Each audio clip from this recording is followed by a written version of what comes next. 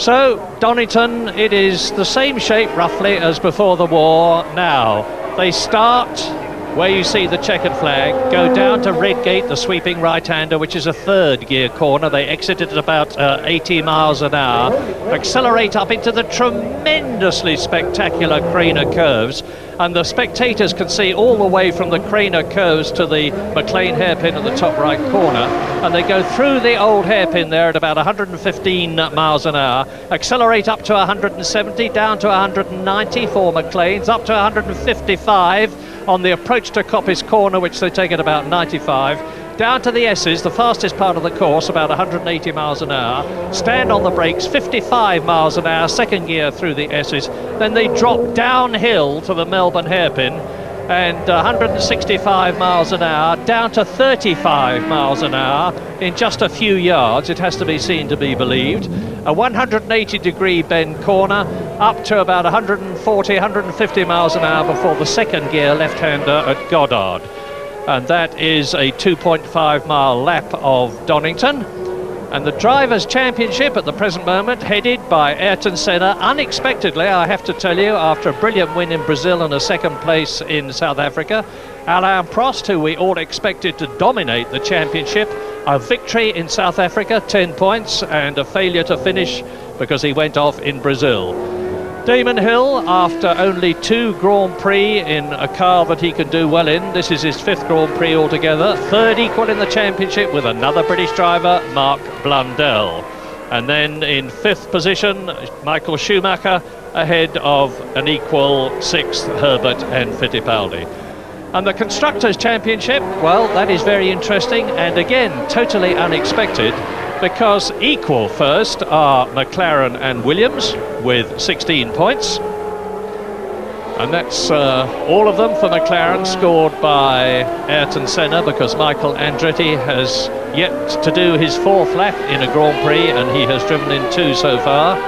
And as you see, Ligier, who are very much reviving themselves this year, are in 3rd position, which is again unexpected. 2 British drivers, to the disgust of France, because Cyril de Rouvre, the new owner of Ligier, decided he was going to go for experienced talent and went there for Martin Brundle and Mark Blundell, the commentator's nightmare.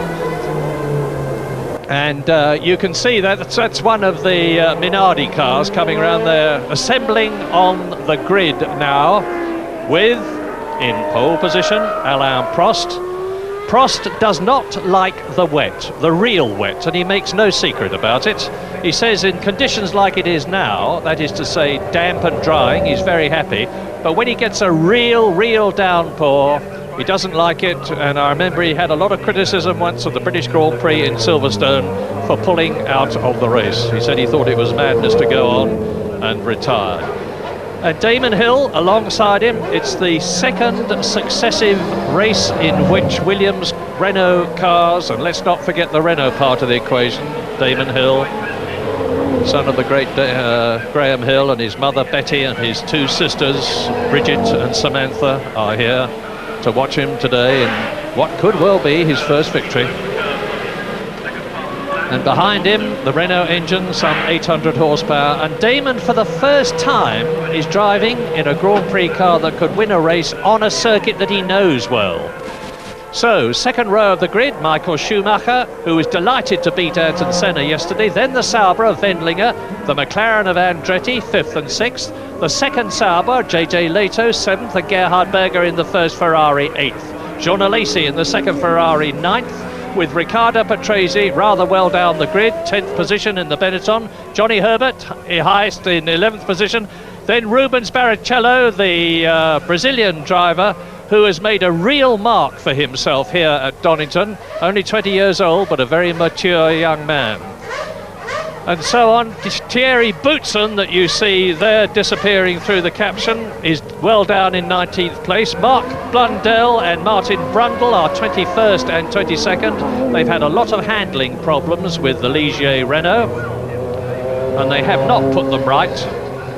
And Ferrari have had there's the McLaren of Ayrton Senna. You see the bottom right corner of your screen, just emerging from the McLaren garage. Now Senna has got a horsepower disadvantage compared with the Williams Renaults in front of him. He is pressing very hard indeed. Her Royal Highness, the Princess of Wales, a very welcome guest here at Donington. As far as I know, the first Grand Prix she will have seen. John Quemby of the RAC, sorry Ma, you're a racing car coming down very fast behind you, and that's Michael Schumacher, who is just motored by, little realising who he's passed, I've no doubt. And I keep looking up at the sky, and I keep seeing it getting marginally brighter. I am very optimistic, and Alain Prost will be very hopeful that it gets better. There is the 3 times world champion, the man who has won more Grand Prix and scored more Grand Prix World Championship points than anybody in the history of the sport. The first man to reach 500 points, the first man to reach 600 points, the first man to reach 700 points. And now Alain Prost driving as number 0, incidentally, because the number 1 is always traditionally carried by the world champion, the reigning Prost number 2, Damon Hill, is 0, and the reigning world champion, of course, is Nigel Mansell, who's recovering from his crash at Phoenix. So Alain Prost, then just slightly behind him, but still on the front row of the staggered grid, his teammate Damon Hill. Damon Hill, 32 years old. It's a lovely story about Prost. He was given the choice of whether he would be 0 or 2, and he said, who wants to be a 0? And so Damon Hill has got that figure, but I certainly wouldn't accuse him of being that in the sense of the phrase. And Damon has settled down wonderfully well.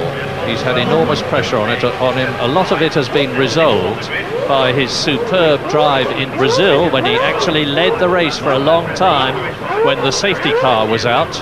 I'm not at all sure that my confident prediction that the safety car would be out in this race is going to be realised now that the weather conditions are improving. But Damon Hill, considering the eyes in the top right corner of the screen are those of Adrian Newey, who is the chief designer of the Williams team. Michael Schumacher. And Schumacher is starting from 3rd position on the grid, just ahead of Ayrton Senna, and absolutely elated about it. He's driving, he's with Frank Durney, the Benetton technician, and the new Benetton is being driven by Schumacher and Riccardo Patrese. It has all the systems except, notably, traction control. It does not have the traction control which prevents the drivers from getting any wheel spin, and Benetton were not at all happy about that situation earlier today, because with the course practically awash with water, they wanted every help they could get. 3 times world champion Ayrton Senna, unarguably one of the greatest racing drivers of all time, driving the McLaren Ford. We've got so used to saying the McLaren Honda, but this year, of course, Ayrton Senna, 33 years old, from Sao Paulo in Brazil, which is where he won for the 2nd time his home Grand Prix 2 weeks ago, and he's driving in his 145th Grand Prix this year. Record number of pole positions, 61 of them, compared with the 23 of Alain Prost, who is in pole position today. And I don't think Senna will actually be too unhappy about the course conditions, but he will be very unhappy about his 4th place on the grid, because that is Karl Wendlinger, the Austrian, who in my opinion is as good as Michael Schumacher, but has not had the opportunity to prove it. Well, now he has, because he's in the Sauber car, and he's starting from his highest ever position on the grid, number 29, the V10 Ilmor powered Sauber. And on the side of the black monocoque there are the very significant words "Concept by Mercedes-Benz," because Mercedes, the mighty empire, is behind the scenes of the Sauber organisation. Mario Andretti, the greatest racing dad of all time, 53 years old, talking to his son Michael, who will be hoping that he does much better than he did in Brazil, where he had Gerhard Berger drive into him at colossal velocity through no fault of either driver. And in South Africa, he had a clutch failure, stalled at the start, only did 3 laps, came into the pits on 3 wheels, having had a collision. That's Ron Dennis bending over the rear wing at the back, the top man of McLaren, who has built this team into the mighty motor racing force that it is today. And McLaren have now won their 100th Grand Prix, only 3 behind the all-time record of Ferrari. And McLaren, of course, have been racing far less than Ferrari, who were in the first 1950 World Championship Grand Prix at Silverstone and have been in every one since. This is the second Sauber of JJ Leto, the brilliant Swedish driver who at last has got the machinery to prove his talent. There he is, an extremely likeable, cheerful chap who is very much on a high now that he's got a decent car. And the sticking plaster is, I think I just said that JJ Leto is Swedish, so before all the Finnish viewers phone in to tell me he's Finnish, I better correct myself. JJ Leto is Finnish. And there is the Austrian Gerhard Berger, probably the man with the best developed sense of humour in Grand Prix racing. His sense of humour isn't always appreciated by his victims, but he is a great chap. And he voluntarily gave up his position in McLaren after 2 or 3 seasons last year, having won the last race for them, and went to Ferrari, partly because of money, admittedly, but also because he had the chance to develop the new car. With John Barnard, who is here today, the Ferrari designer. And John Barnard, that's Jean Alesi, who looks a lot better than he did on Friday. It was a very pasty-faced, ashen Jean Alesi who sat in his car on Friday, suffering from a very heavy bout of flu. And he went off the course at great speed at Redgate, and I said I thought the active suspension had probably just jacked him off it. And John Barnard rather indignantly said to me today, you weren't to know it, but he actually got his foot trapped behind the brake and the accelerator and couldn't get it free. So apologies. Riccardo Patrese, a man who drove for Williams for so many years and achieved several victories with them, is today driving for the Benetton team. Starts from 10th position on the grid. He is the most experienced Grand Prix driver of all time. As you can see, he's driven in 242. His first Grand Prix was in 1977, driving for the Shadow team, and he's driven for quite a few since then, Riccardo Patrese, because he's driven for Brabham, Alfa Romeo, Arrows. He's with Benetton, of course. That's Ross Brawn, the chief designer in the glasses, and the impish Johnny Herbert, who, if Gerhard Berger has got the best developed sense of humour in Grand Prix racing, Johnny Herbert is not very far behind him. And he's driving the Lotus 107, which has active suspension, Ford V8 engine, and the Lotus Revival is almost complete. They have a fine designer in Chris Murphy. Peter Wright and Peter Collins are heading up the team technically and in managerial terms. They've just recruited Trevor Foster from the Jordan team. Guy Edwards looks after all their sponsorship needs, which means getting the money on which Formula One lives. And they have a very fine driver in Johnny Herbert. I've said before, and I have no hesitation in saying again, this is a world champion in the making. So Johnny Herbert is in the second position for a British driver on the grid in 11th place. Derek Warwick in the new FA14 Footwork Mugen car is 14th on the grid. The car is very new and it's still suffering from teething problems. Mark Blundell and Martin Brundle in the Ligier Renaults are well down the ladder. They're 21st and 22nd. And in the pits as ever for us is Jonathan Palmer. What's the news? Well, I think everybody down here is on wet tyres. The tyre warmers are over them though, but the real action is down at the McLaren car of Michael Andretti. They've got a radiator leak and they're in the middle of the fastest radiator change I've ever seen. I think they will achieve it. Well, poor Michael, he certainly seems to have the most appalling luck. in terms of getting away at a Grand Prix. As I said earlier on, he had his clutch fail at the start in South Africa. He was driven into by Gerhard Berger in Brazil. Now he has a radiator leak problem, which is dreadful for him because he's starting very well up on the grid, and he was fourth fastest this morning. Yes, in a funny way, this sort of a drama, as long as they can get it fixed in time, is just the thing he needs to relax, because of those two earlier starts this season with a dragging clutch in South Africa and the shunt in Brazil that Murray's mentioned. Michael Andretti has been under a lot of pressure here, and not pleasant pressure, because he's come over expected to do well, and a wet start for him is not the sort of starting he's used to. Remember, in his Indy-type kart racing over in America, they have rolling starts. He's done standing starts, of course, before, but he's not as au fait with them as everybody else here. And this start is vitally important, that he gets away, gets it round the first corner and goes racing. Now, when you've got a distraction, like a problem of the car and the mechanics all panicking around, it does have the side effect of rather relaxing the driver, because it distracts you from the pure pressure and just sitting there on the grid waiting for the minutes to tick away. So Michael Andretti may just be grateful for this panic, so long as they can get it fixed. You probably noticed that Michael Andretti had got some black tank tape across the bottom of his visor. That is literally a breath deflector to stop the warm air from his nose and the moist air from his mouth going up onto the inside of the visor. There it is. It's mighty chilly out there today, and the temperature differential between the outside of the visor and the inside can very easily create misting.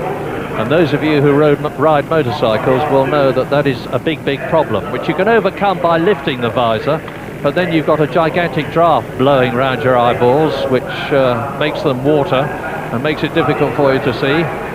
Alain wears a special kind of helmet which has got an air extractor on the top of it.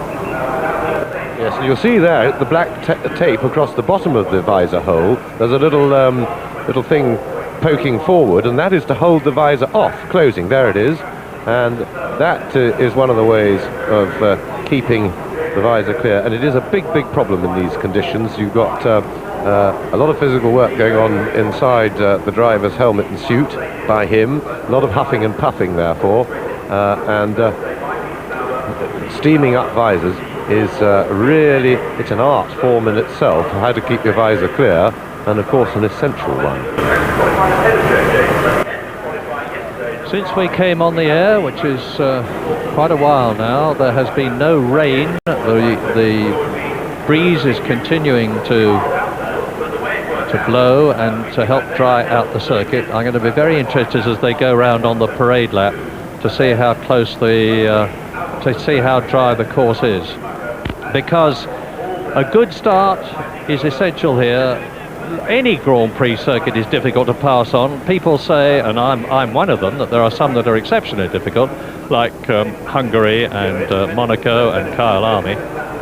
Any Grand Prix circuit is difficult because there is only one maximum speed racing line, and Donington is actually a lot easier to pass on than most people thought it was going to be.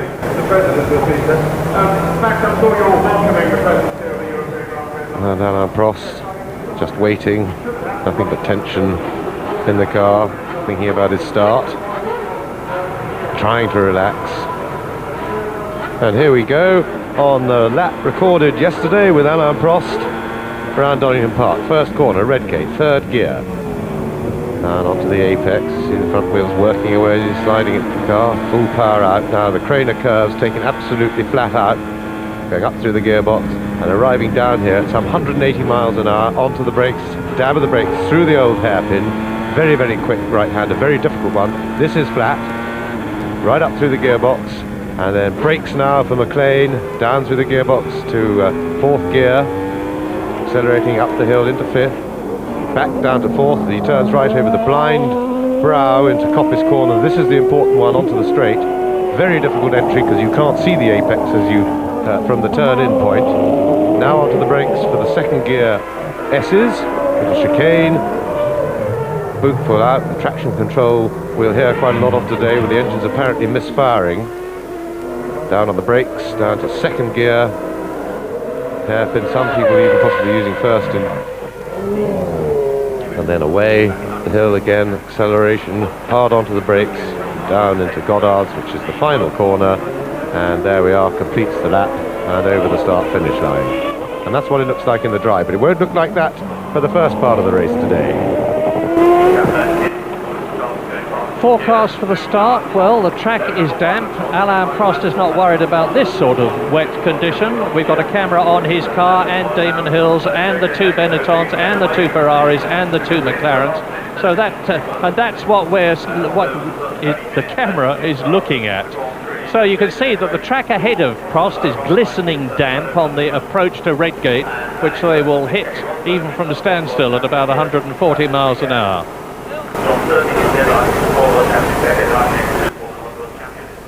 So now here in Britain, the world is joining us at Donington to watch the European Grand Prix of 1993. Britain's second Grand Prix for a very, very long time, and very well deserved indeed. And no better place to have it than Donington.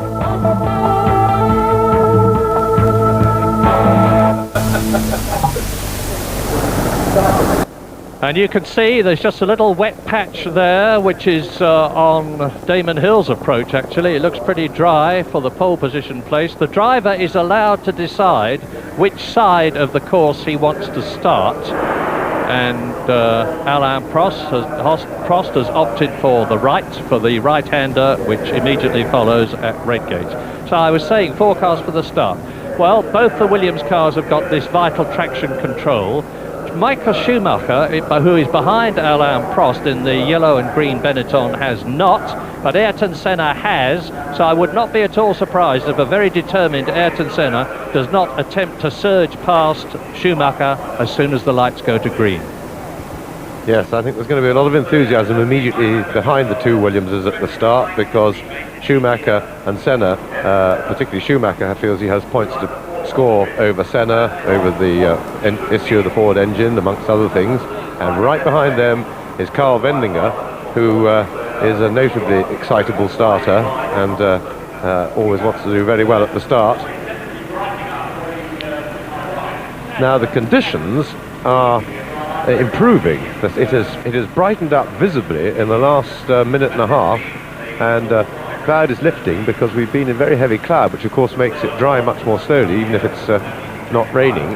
And the situation at Donington is that the track has quite a coarse grain on the surface, which means it holds water for quite a long time and is normally a slow dryer, which in some ways puts more pressure on teams to get the timing of their stop right onto dry tyres.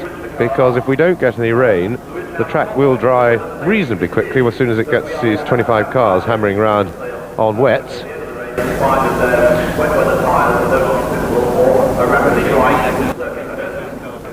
And JJ Leto's car is being pushed back at the moment on the grid with no JJ in it, which presumably means he's going for the spare car, which will therefore have to start from the pit road when everybody else has gone, so he'd have to go away at the back. Now, funny enough, in these conditions, that isn't the biggest disaster in the world. It's not as bad as it would be if it was a dry race. There will be some overtaking in these conditions, and a well-timed pit stop could leapfrog him right past a lot of midfield runners if he's aggressive and stops early and has a little bit of a gamble on getting onto slicks early and catches them the moment they start to work. But that's a great shame for him. He's had a tremendous start to the season, though. The first race going right through, coming back to 5th place after a stop. Brazil, he was running very well, and then he had a failure towards the end of the race. And the news is getting better all the time for people who want to see a bright, dry, exciting race, even if it's not getting better all the time for McLaren, Ford and Senna. because it's much brighter now, and I'm expecting the sun to come out. I'm looking at the pit entry road as I talk to you, and it looks pretty dry to me, and I bet around the far side of the circuit it probably is dry. Trouble is, Murray, I think that bright and exciting are in conflict here for the race, because if it is bright and dry, we may well see yet another Williams demonstration. They get away well, whereas if we get the showers that have been forecast, but it was due to brighten up. And there is JJ Leto. He's in the spare car already. He will be starting, no doubt, from the pit lane. He's still in his garage. He'll be going out down to the end of the pit road. And but if we get showers, then of course I think that the race would be much more open. The Williams power advantage will be negated somewhat. Good news from McLaren in that Michael Andretti's radiator change has been completed, so he's fit and ready to go, and engines are running.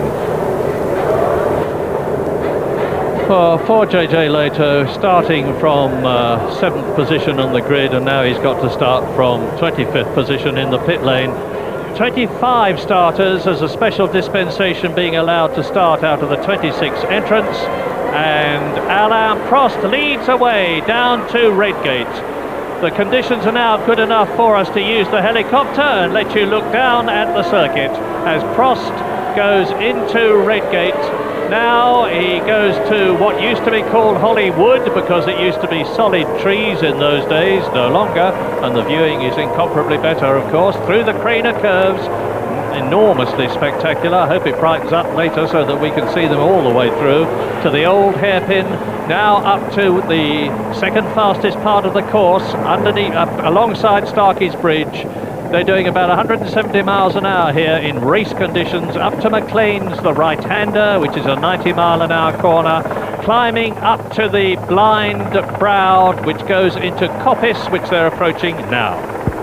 And I can see dry patches on the road there, and that may well encourage people to come in very early indeed. A couple of laps of this, and it may well be slicks conditions. It looks quite marginal already, so it'll be interesting to see who goes for the very early pit stop. But this breeze has dried the track a lot more than one would have expected. There is a steady breeze coming across, but it's looked so damp and overcast.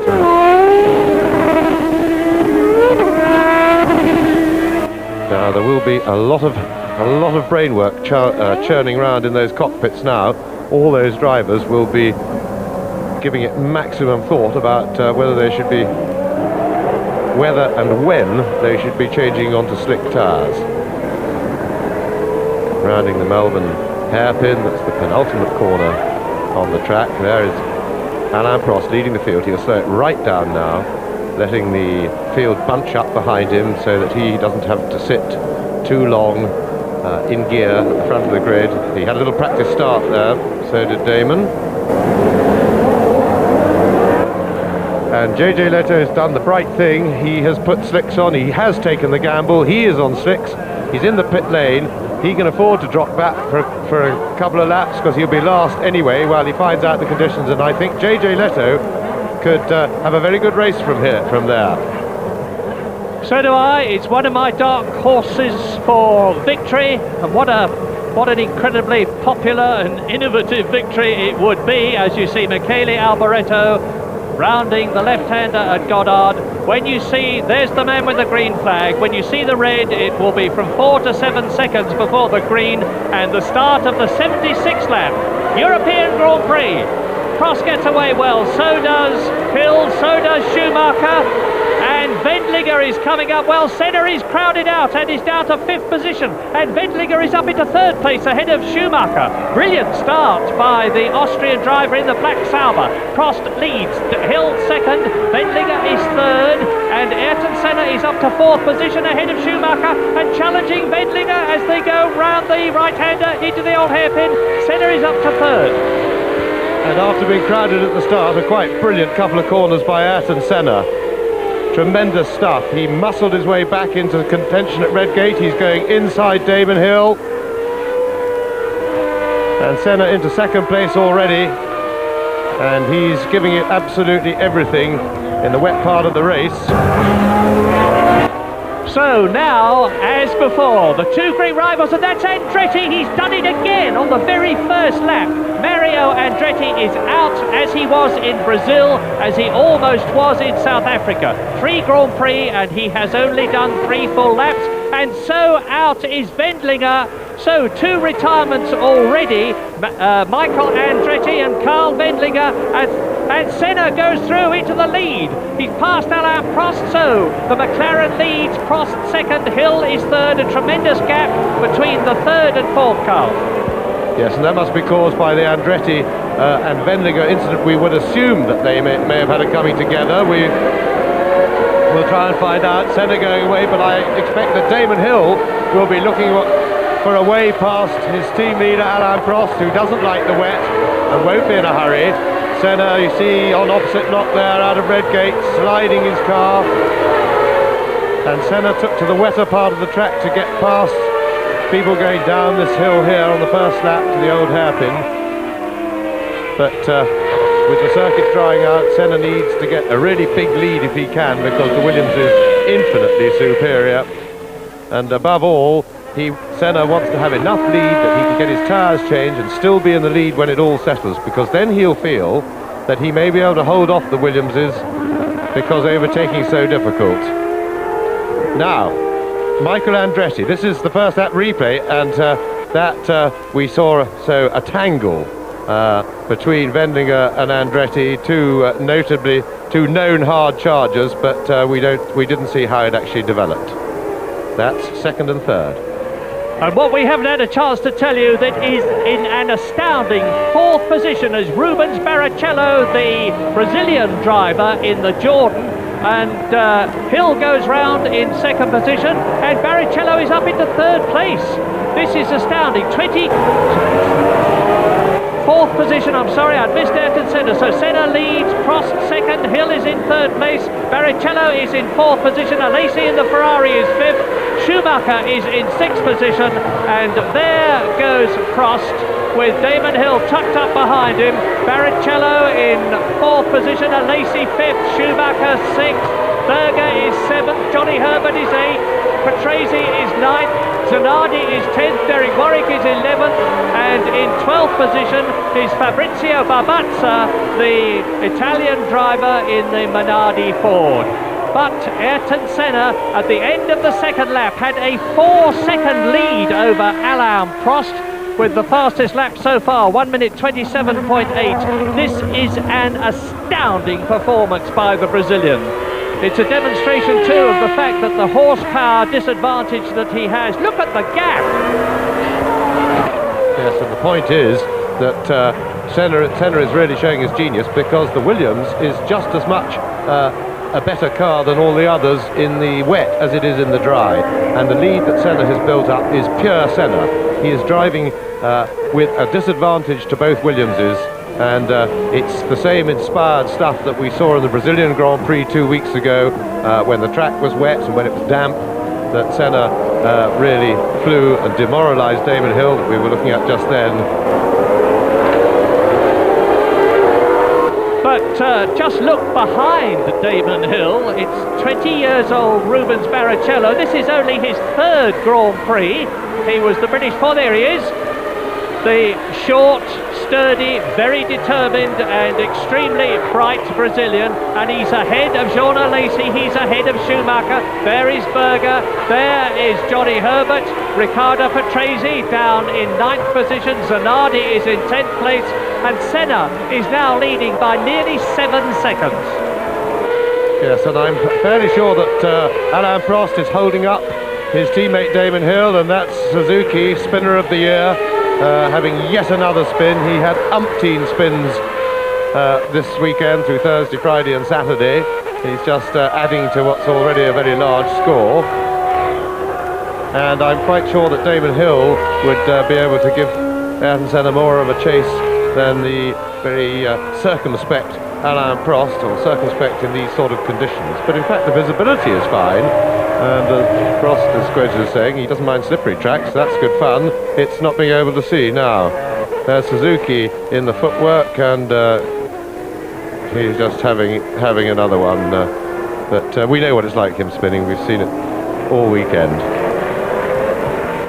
Indeed we have. That's the new footwork car, and here is Ayrton Senna going through to complete the lap, and Alain Prost is not yet even in sight. There is Prost behind him in second place. Third position is Damon Hill. Barrichello holding on magnificently. We are on lap 5 of the 76-lap European Grand Prix. Barrichello, Alesi, Schumacher, Berger, who is in 7th position, Johnny Herbert 8th. Coming towards us, Riccardo Patrese in the Benetton 9th. And there's a bit of a battle for 10th position. It's led by number 24, Barbazza, who is followed in 11th place by Sandro Zanardi in the second of the Lotus Fords.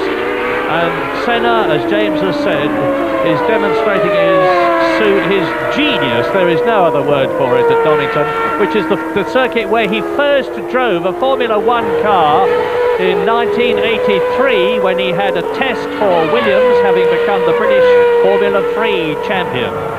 And it's not going to be very long before people come in for tyres. The sun is really shining now, and the wind is continuing to blow, so the circuit is drying out rapidly. It's still damp at the start and finish point, but there are many dry patches, and they're going to call for slick tyres before much longer. Yes, and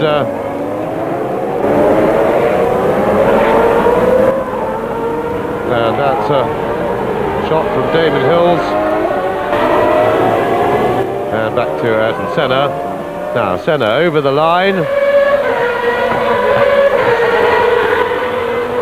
And the gap, 7 seconds, and Alain Prost is now holding Ayrton Senna. And Senna for sure will be thinking very, very hard about changing tyres. Probably not quite there yet. You can see the still spray coming off the tyres, and that may well that means normally it's still a little bit too wet. This is where the surface does hold the water and take a long time to dry, as I said. But I'm sure the McLaren team will be watching JJ Leto very carefully indeed and monitoring his lap times. And the moment his lap times get within about 3 seconds of Senna's on wets, they think quite sure they'll have Senna in to change to dry, because it's going to be vital. The track is now dry enough for Senna's brilliance in the wet to be negated, and Prost is now using the benefits of the Williams to hold Senna, and this is on board with Ayrton Senna round the Melbourne hairpin and firing it away. And coming down to complete the lap. Didn't go to the pits that time, past the pit entrance. I saw the yellow line appearing under his wheels, and just for a moment I thought that Senna was diving into the pits to get new tyres, to change from wets to slicks. Certainly not the case. He's into lap 7 now, and he is 6.5 seconds ahead of Prost. The gap is starting to come down. Prost has just gone round half a second faster than Senna. Yes, and Senna's wets, I think, are beginning to maybe get past their best and get a bit of heat into them on the drying bits of track, because his lap times, he has actually slowed down. He did the fastest lap of the race on the second race, and some people are starting to come in. That was one of the Ligiers into the pits. It was Martin Brundle on lap 7, and that's an intelligent move. He's come in early. It may still be a bit damp in parts when he goes out, but he'll be very aware of the situation. See the plumes of steam from his tyres with wheel spin as he sprints out, and Martin Brundle was well down the field, but he's going to start to improve now, as past Katayama to lap him goes Ayrton Senna at the hairpin. Is the Brazilian going to come in this time? Well, Katayama has changed onto slicks, and Ayrton Senna may have had a chance to look at Katayama's performance on slicks, because he came in as well as Brundle just a lap before. Brundle's exit from the pits was fairly combative, I thought, but he seemed to get on all right round Redgate. Senna coming up to Michele Alboreto in the Lola Ferrari. And on lap 8, he's under 6 seconds ahead of Prost now. And Prost, for the third lap in succession, has gone faster than race leader Ayrton Senna, the only McLaren left in the race, with Andretti having collided with Wendlinger on the first lap.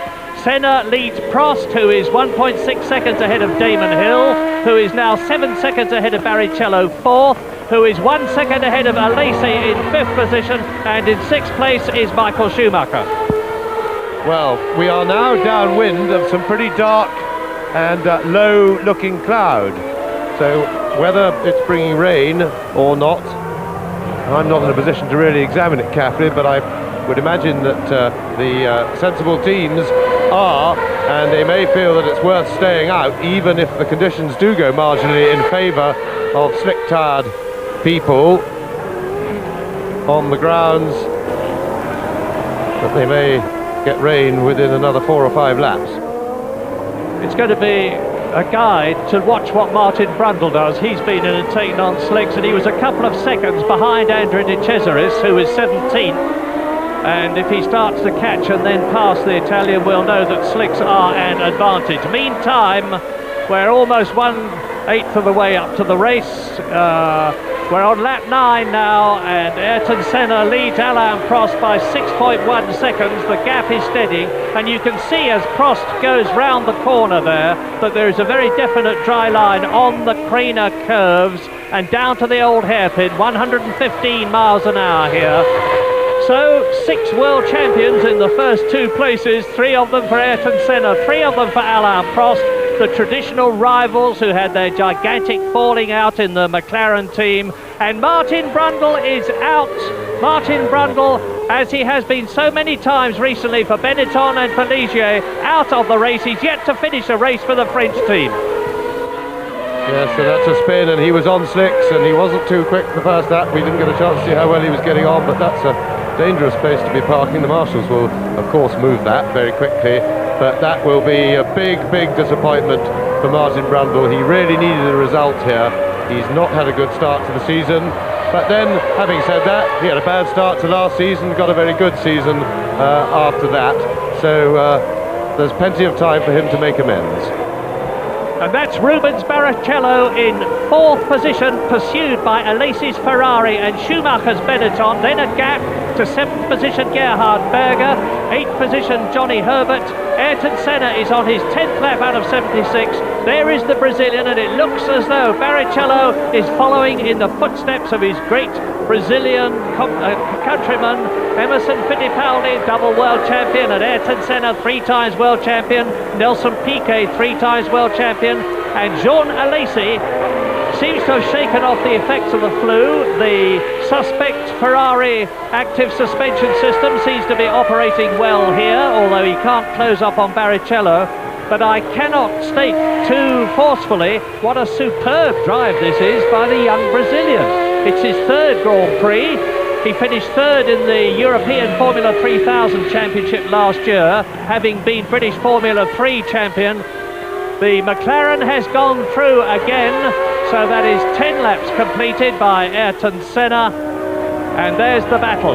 Now Michael Schumacher, the German in the Benetton, that's the new Benetton, and he is in 6th position, having finished 3rd in Brazil, having failed to finish in South Africa. And it looks as though Martin Brundle's car, I was going to say, it looks as though the transmission is locked up, but it hadn't. I noticed the rear wheels revolving. They're pulling it off. It's on the approach to the corner.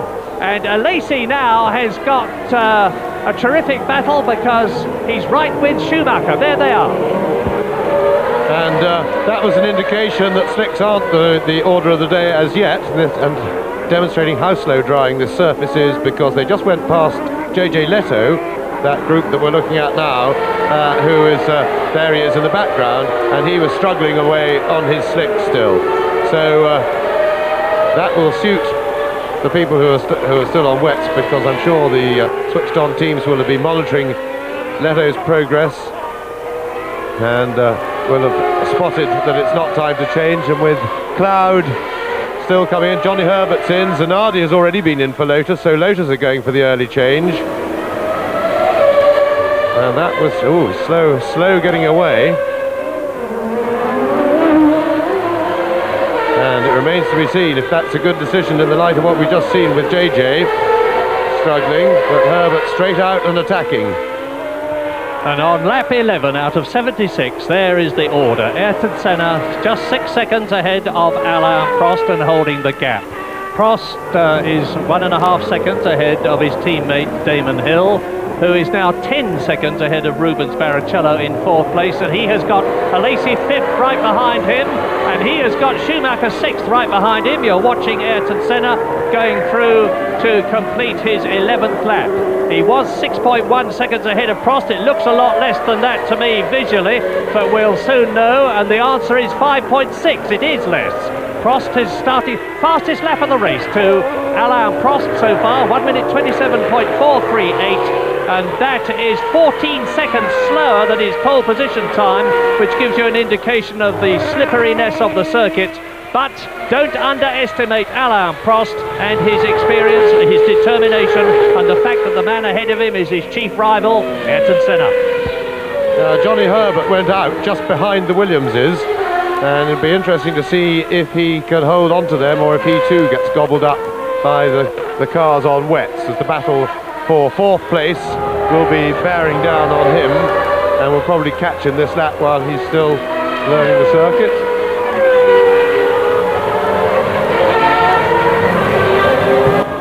Senna ahead of the footwork of the revolving Suzuki. He's not revolving at the moment, but as James said earlier on, he's had more spins than I've had hot dinners this weekend.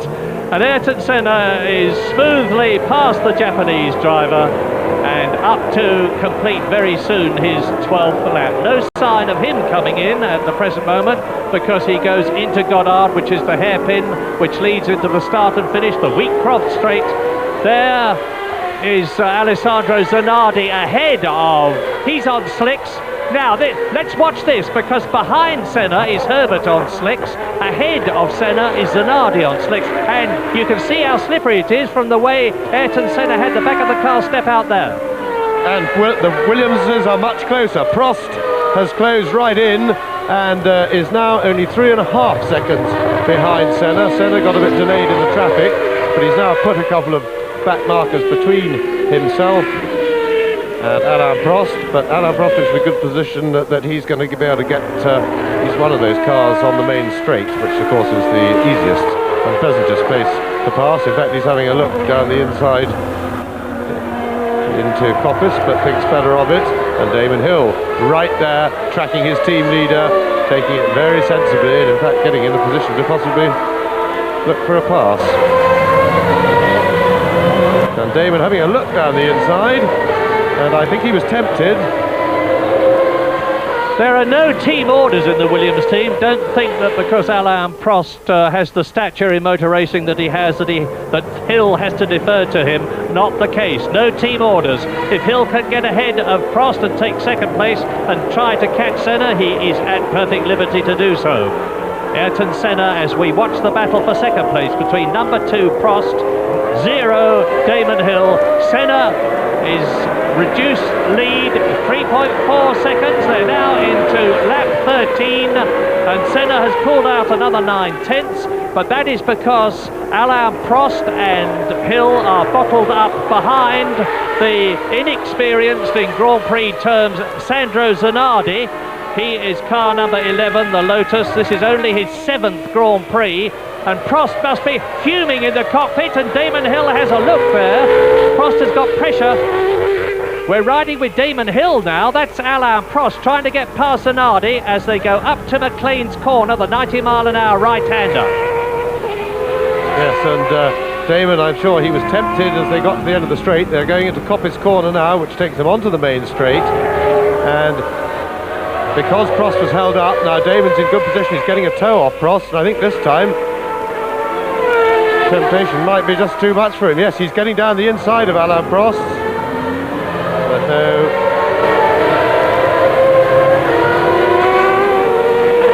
And in the meantime, I'm just watching Johnny Herbert's lap time, and he's lapping in 1:32 in a group that's lapping just marginally quicker than that.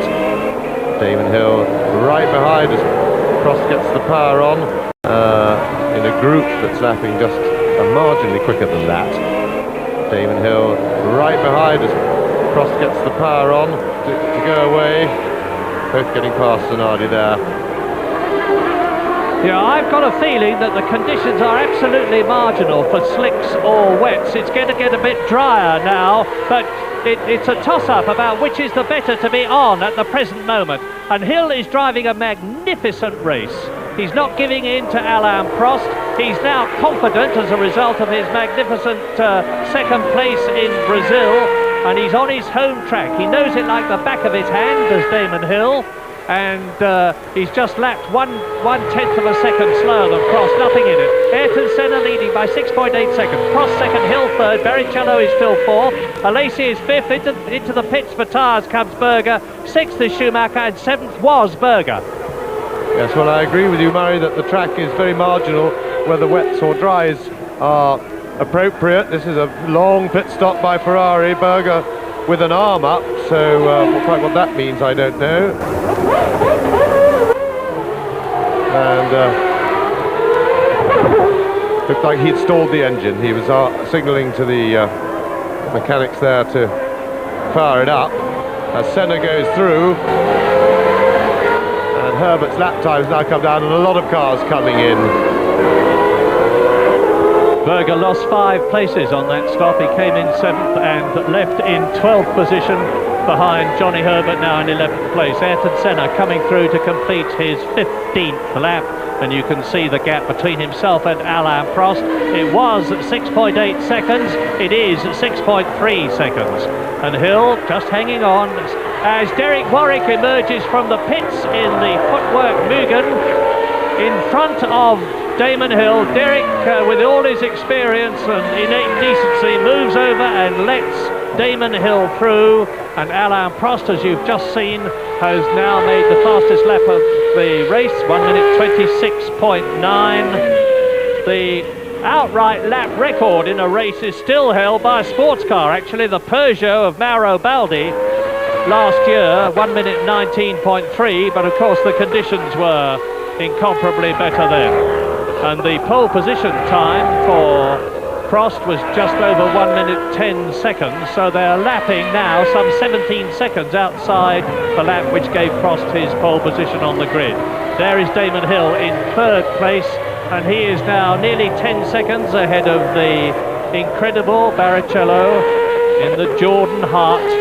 And a word here for Brian Hart, the man who designed, built, funded, all the rest of it, the Hart V10 engine. This is only its 3rd Grand Prix, and it's in 4th place in the hands of, obviously, a new superstar, Damon Hill.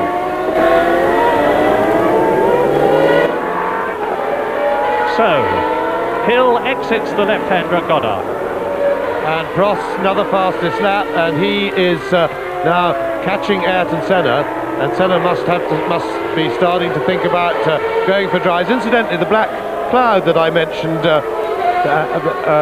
earlier, a few laps ago, seems to have dispersed, and it now doesn't look as if there's any rain imminent. So it's a matter of time. There's a lazy onto slicks. He is just leaving the pits. But certainly Senna will want to have at least a cushion of at least 4 seconds if he can over Prost, and there's a back marker delaying him a little bit, maybe, in order to be sure to rejoin the race in the lead. And I would think the lap times are starting to come down now, which means, and I have a report from the pits that they look as if they're starting to take the tyre warmers off Senna's tyres.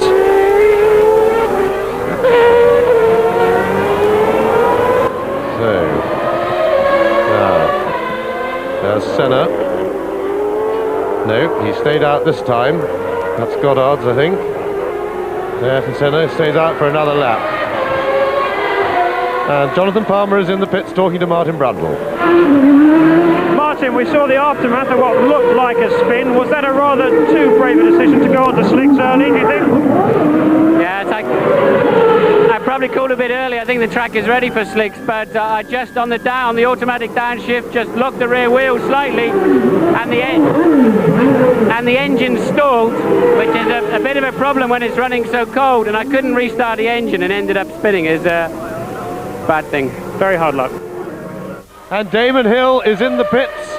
Damon Hill has gone for, well, been and gone. Damon Hill onto slicks.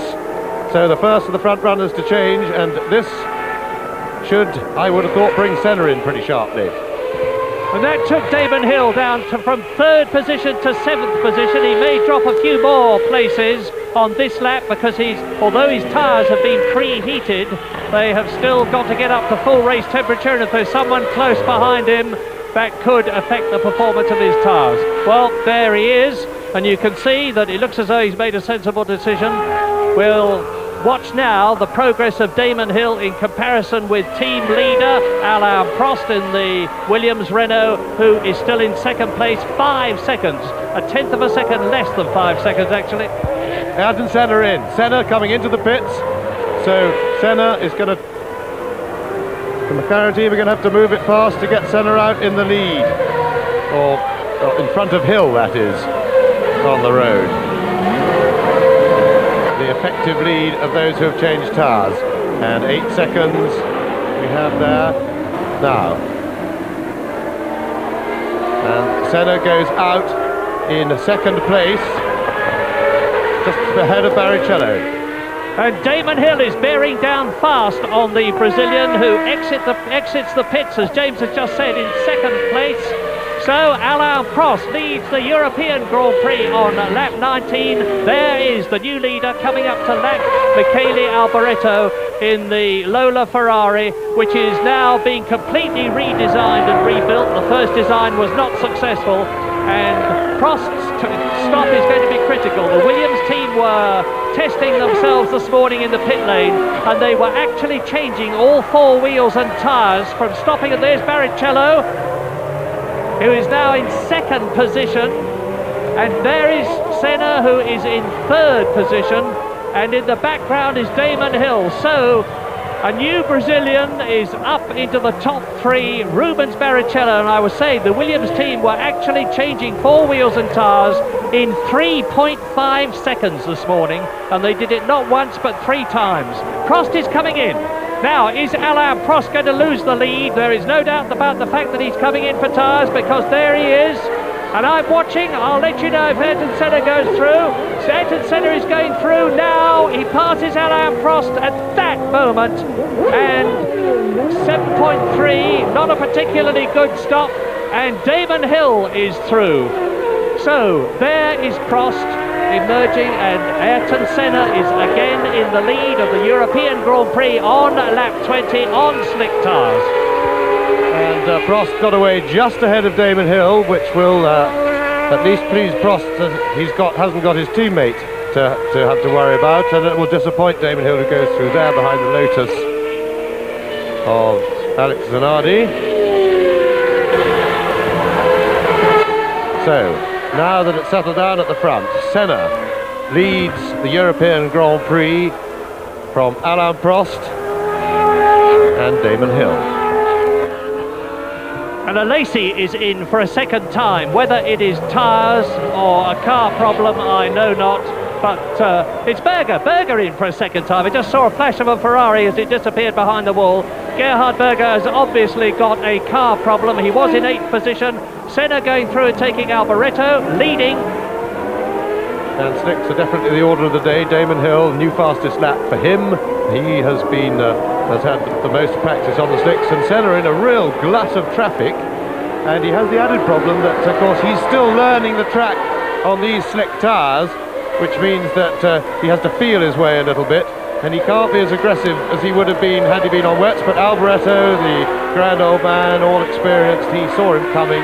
Sorry, that Derek Warwick that was. I do beg your pardon, and he saw him coming, moved out of the way, let him through. And Senna will be anxious to side his way through this traffic.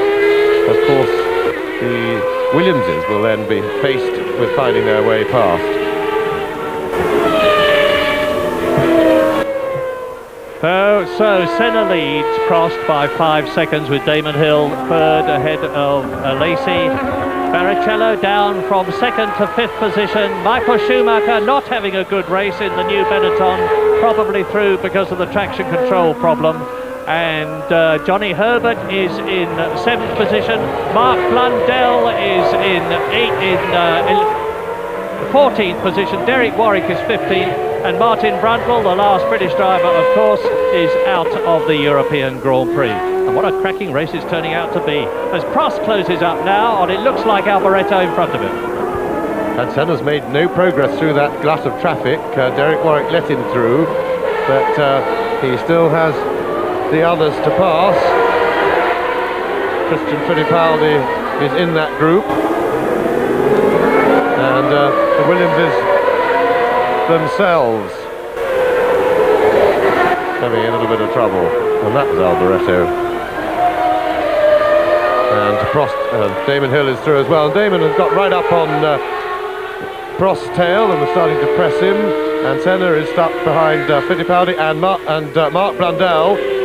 And now it's we've got some spots of rain, and nearly everybody has changed on to dries. So if it does come down, we're going to have to see it again. Now these two are having are so busy battling it away amongst themselves that they haven't spotted Senna behind them, and this will be very frustrating. And there you saw some rain on the camera lens. Oh dear, oh dear. And Senna had a bit of a tangle there. What happened to Senna and Fittipaldi? Senna got through, and all over the place. And Blundell off into the gravel. Senna has bullied his way through ahead of Fittipaldi. I don't mean that unkindly. He was using all his superior aggression and skill. And Mark Blundell joins his teammate Martin Brundle as a retiree in the European Grand Prix on lap 21. And Ayrton Senna leads now. Alain Prost was 5 seconds behind. Senna was held up in traffic. Prost was a bit, and the gap now is up 6.7 seconds. And Prost has gone into the pits. Prost has gone into the pits. I'm looking now for him, the Williams. And that'll be for rain. It's raining now at the Melbourne hairpin round the back, and I suspect he's going back onto wets. He is. Prost straight back onto wets. Now he's taking a gamble to get that advantage early, but it's not raining that hard. Now we'll have a look and see. This is there's going to be, and Michael Schumacher on his dry tires is off, and he's buried in gravel, and that will be the end of the race for Michael Schumacher. Now Prost has taken a gamble, but I fancy it's a good one, because the rain is now coming down. We can see it through the window here. So will Senna come in on the next lap? For sure he will have been informed of that by the McLaren pit. He'll see the rain on his visor, and I think he'll have to cover the move by Prost. On the other hand, Williams have got two people out there up front, and they can keep both situations covered, because they can keep Damon Hill out. And you see the car twitching and sliding, and Ayrton Senna is not going for tyres. No, Senna passes the entry to the pit lane, coming up to complete his 22nd lap now. Has Prost made a brilliant tactical move, or was it a bit too soon? The McLarens are ready. Those are the McLaren mechanics, and they've got the 4 tyres ready. The wets for Senna, who goes into the Craner curves now, leading Alain Prost. Hill still third, Lacey fourth, Schumacher out, Barrichello up to fifth. Johnny Herbert is in the points at 6th position, ahead of Patrese 7th and Alio 8th, and Barbazza, the highest ever he's ever been in a Grand Prix, is in 9th position. Well, Senna's lap time was only marginally slower on that lap, and we may, well, the McLaren team, we saw them waiting with the wet weather tyres. And of course Damon Hill is now in 2nd place, because Prost has gone for tyres. Alain Prost down to 5th, but back onto wets. And still it rains, but not fantastically hard. So Senna leading. James has just said Damon Hill is 12 seconds behind the Brazilian, and 5 seconds ahead of Lacey in 3rd position, with Barrichello a magnificent 4th place. And if the Jordan finishes in the points after the terrible season they had last year, it would be very well deserved indeed. Just their 3rd year of Grand Prix racing, and still now, Hill was 12.5 seconds behind Ayrton Senna, who's now on his 25th lap, and Hill is going into the pits. So Senna is building up the lead, because now with Hill coming into the pits in 2nd position to change tyres, this is obviously going to drop the Englishman, but anyway he had lost 4 seconds to Ayrton Senna on that previous lap. Oh, it's interesting because Senna's lap time is still 1:26.3 and Prost has gone past and he managed a 27, so Senna's still lapping marginally quicker than Prost, and the McLaren team at the moment, as long as he can lap as quickly as the Williams is, he can afford to stay out. It's a short lap here, and even if the rain gets a bit harder, he should still have time to be able to get in and use that lead to get out again still in the lead.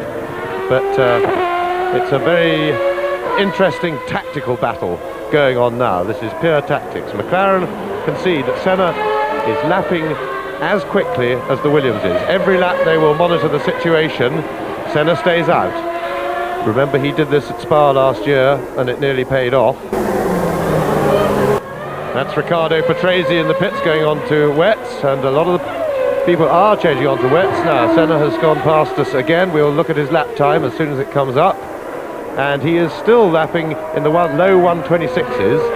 He's got no traffic ahead of him either, which is an advantage. He seems to be having got past Patrese. We'll look at the Hill and Prost lap times, because of course if Senna does have to go in for wet tyres, then he'll be back very close to the clutches of the 2 Williams drivers. Now Prost goes past 26.5, still lapping more slowly than Ayrton Senna. Just waiting for Damon Hill to come by. Damon goes over the line now. Let's see what his lap time, well that was his out lap from the pits. And the Ferrari is up into the top 3, the Ferrari being the one driven of course by Jean Alesi, 20 seconds behind Ayrton Senna on lap 26, with Barrichello in 3rd position, Alain Prost in 4th place, right behind Barrichello now. You're looking at the race between the brilliant young Brazilian and the experienced, most successful Grand Prix driver of all time, Alain Prost, who is in 4th position, jostling to take the Jordan Hart as they come down to the S's. The superior horsepower of the Renault will not be all that much of a benefit in these moist conditions, but Barrichello's maturity is quite astounding. He's holding Prost off as they sweep left. Senna has gone through, he's on lap 27, still in the low 126s. And still this rain doesn't make up its mind, because it's only spitting with rain, well slightly more than spitting. It's absolutely marginal as to whether it's going to make the track any wetter. I think Senna now has committed himself to a policy that he has to stay out until his lap times get worse, as still Barrichello holds off Alain Prost, and this will be very good news for Ayrton Senna. And Prost, I think, has got through on getting the power down on the wet tyres there, got inside Barrichello, so Prost moves up into 3rd place, and there is Senna, and Senna still on slicks, and still, because this rain is only really spitting down, well that looks a bit misty, that low down shot. Sliding around on the Melbourne hairpin. 28 seconds is the gap between Ayrton Senna in the lead and the new 3rd place man Alain Prost. McLaren leads, Ferrari 2nd, Williams 3rd, Jordan 4th, Williams 5th, that of Damon Hill, Lotus in 6th position, Johnny Herbert. Alio, the French driver in the Larousse Lamborghini, is in 7th place, and Ayrton Senna is now on his 27th lap as we wait for the 2nd place man to come through. What a gap there is This is another race where Ayrton Senna is demonstrating not only his driving genius, but his tactical genius, because he's edging away from Alesi, who is now caught up in traffic. Ayrton Senna 22.6 seconds ahead, and Prost is still lapping slower than Senna, about half a second slower, so Senna has got the right tyres at the moment. He's been out on them for a long time, and of course he can stay out for the rest of the race on them if he needs to. We are on lap 28 out of 76. Yes, of course, Prost was held up on that last lap behind Barrichello, and we'll see just how quickly he can go now that he's got a clear road in front of him. That's assuming that he doesn't hit back markers, because there's traffic around, and that we know in the normal way is a big advantage to Senna. He's much braver and more skillful through the traffic than Alain Prost. However, when he's on slick tyres as opposed to Prost wets, it becomes a very different matter, and Senna has decided it's time for wet. Senna is going for the pits, decided that the rain has set. I'm quite surprised, and I thought that he was committed to this course, but he should be able to get away still in the lead.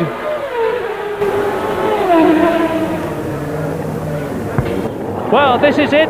There's Senna. I'm watching the Goddard corner, and Senna is on wets again. He started on wets, went to slicks, back to wets now, and Alain Prost is still not in sight as Ayrton Senna goes into Redgate with a diminished lead, but nevertheless a lead, and Alain Prost exits the Goddard corner now as there is Prost now. So, what an incredible tactical race this is. And it's still marginal, but if Ayrton Senna comes in to take on wets after having been out on dry conditions, slick tyres with no tread as long as he was, that's an indication that'll do for me. And Prost is now held up by Derek Warwick, who is chasing Jean Alesi, who is in second position. And Prost, the gap between Alesi and Prost is only 2.8 seconds, and that's a spinner. It's Andrea De Cesaris and that's one of the Larousses. I didn't see which one it was. I suspect it's Philippe Alliot.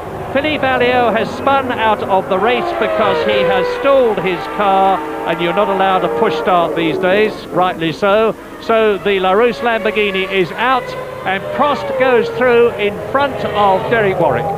And what's more, Alain Prost may well get a stop-go penalty because he passed under the yellow flag there. A clear pass. There were yellow flags for the incident with those two cars, the Cesaris and the Larousse parked there. Now, whether the drivers could see or not, because they were in a gaggle, but I think Alesi may well have been guilty too. And, waltzing in beautiful harmony. Whether they made contact or not, it was hard to see, but it was very elegant. Now Prost is right up behind. Here's a replay of the spin which took out Philippe Alliot and De Cesaris there. That's De Cesaris spinning in the Tyrrell Yamaha, just missing the gravel but going onto the grass. And as you can see, the Larousse engine is now. Here is Prost. We should see Jean Alesi just in front of him. They are on lap 30 with Ayrton Senna leading by 16 seconds. So the gap has come down, and that will, of course, have been caused by Ayrton Senna's stop to take on wet rain tyres.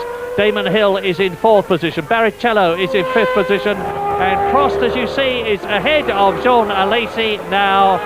And we'll watch the gap between Ayrton Senna and his great rival. Here he is, Alain Prost, dropping down into the second gear S's. 55 miles an hour, then up through the gears, third, fourth, fifth, 165 miles an hour on the downhill approach to the Melbourne hairpin. That's a second gear, 35 mile an hour corner. Double right-hander, 90 degrees, 1, 90 degrees, 2, up into third gear, fourth, fifth, about 140 miles an hour, down to second again for Goddard. Senna has gone through into his 31st lap. Is Prost closer to him or not? He's crossing the start and finish grid now, completes his lap. 14.7 seconds is the gap between Alain Prost and Ayrton Senna. It is closing. Yes, and Alesi has just dropped out. There he is in the pits. He's just gone to go onto wets. He was running on slicks. And that's a slow stop. He's being held up. There's a problem on one of the wheels, the left front. The lazy is finally released, 14 seconds, and that's some 8 seconds or so too late. And there's Ayrton Senna now. 14.7 seconds his lead over Alain Prost, and he's got a nice little group of cars between himself and Prost, which will please him. He's had to fight his way past that group. And the rain still coming steadily down. Well, in fact, it's eased off a bit. It's eased off, and the rain may just be stopping. Some of the brollies have gone. I'll have another look at that. And we'll have a look at Ayrton Senna. Car number 8. He's been driving in some kind of competition for 23 years now. So the gap was 14.7. Senna is now on his 32nd lap, and we wait for Alain Prost. Remembering that figure, 14.7 seconds, as Riccardo Patrese goes through. There is Prost, 11.5 seconds. And Jonathan Palmer has sent us a message to say the rain has stopped, so they will surely be coming in again for dry tyres, for slick tyres. I said at the beginning of this race it was going to be dominated by tyres. It's proved to be the case. There is Damon Hill now catching and soon to pass Derek Warwick. Hill is in 3rd position, and Warwick in the new footwork has got the top Englishman of the day at this Grand Prix right behind him. Race order, lap 32, Senna leads, Prost 2nd, Hill 3rd, Barrichello 4th, John Alesi is in 5th position, and in 6th place is Johnny Herbert. And downwind, the sky is brighter, as well as the fact that the rain has ceased, for which we have to thank Jonathan. And there's Suzuki, yet another one. Well, he's still moving. And so Senna, if he'd stayed put a couple of laps, he probably would have had this race completely sewn up. But it did rain very slightly harder just as he came in, which no doubt prompted that. He had to cover the situation, and whilst his tactics were excellent, luck wasn't quite on his side there. However, it keeps the race very much alive for us, because they're all going to have to make another stop for dries unless something whistles up, but it's getting brighter by the moment. It's really quite bright now. Well, I hope you're still with it in this confusing situation we've got, as first one driver and then another goes in for tyres, and Barrichello passes Christian Fittipaldi, and behind him is Damon Hill. So you're looking at the 4th place man. Just in front of him is Fittipaldi, who is sandwiched between the 3rd and 4th men, because in front of Fittipaldi in the Jordan Hart is Barrichello, 5th is Alesi in the Ferrari, 6th is still Johnny Herbert, 7th is Patrese, 8th is Barbazza, 9th is Warwick, 10th is Fittipaldi, 11th is Thierry Boutsen, in spite of the fact that he's too big for the Jordan and has had gearbox problems, and in 12th position the 2nd Lotus of Sandro Zanardi, lap 33. We're coming up to half distance, and they're going to have to go on to slicks. Yes, and Senna must be thinking about it pretty carefully already, because the weather is really bright now, the track's drying, and Prost is already lapping in the sort of times that suggest slicks would be all right, and he's catching Senna quite quickly. The gap down to 9.5 seconds. There are dry tyres with the Williams team. Our McLaren's preparing for Senna. And Prost has gone in, Senna has stayed out, and I think Senna is covering Prost's move, and I strongly suspect that Senna will come in next time round. I'm sure that would be the right tactic anyway, not a minute too late. If anything, I thought Senna should have come in then, and a good quick stop by the Williams team, but Prost slow away. They had the car off the jacks very quickly, but he didn't make a very, very quick departure. 8.7 seconds was the gap between Senna and Prost on lap 34. Prost has come in 7.1 seconds, so the gap will have increased to some 15 seconds. But if Ayrton Senna comes in, it's going to be dependent on the McLaren mechanics, who are always good under pressure to enable their man not only to stay in front, but hopefully from their point of view to extend his lead. And here is the race leader on lap 34. Senna leads, Prost second, Barrichello is still third. We're pretty sure that Ayrton Senna is coming in. Look for the yellow line, the dotted yellow line disappearing under his wheels as he comes out of the Melbourne hairpin. He's coming up to the pits entrance now. You can see the yellow line, and he's in.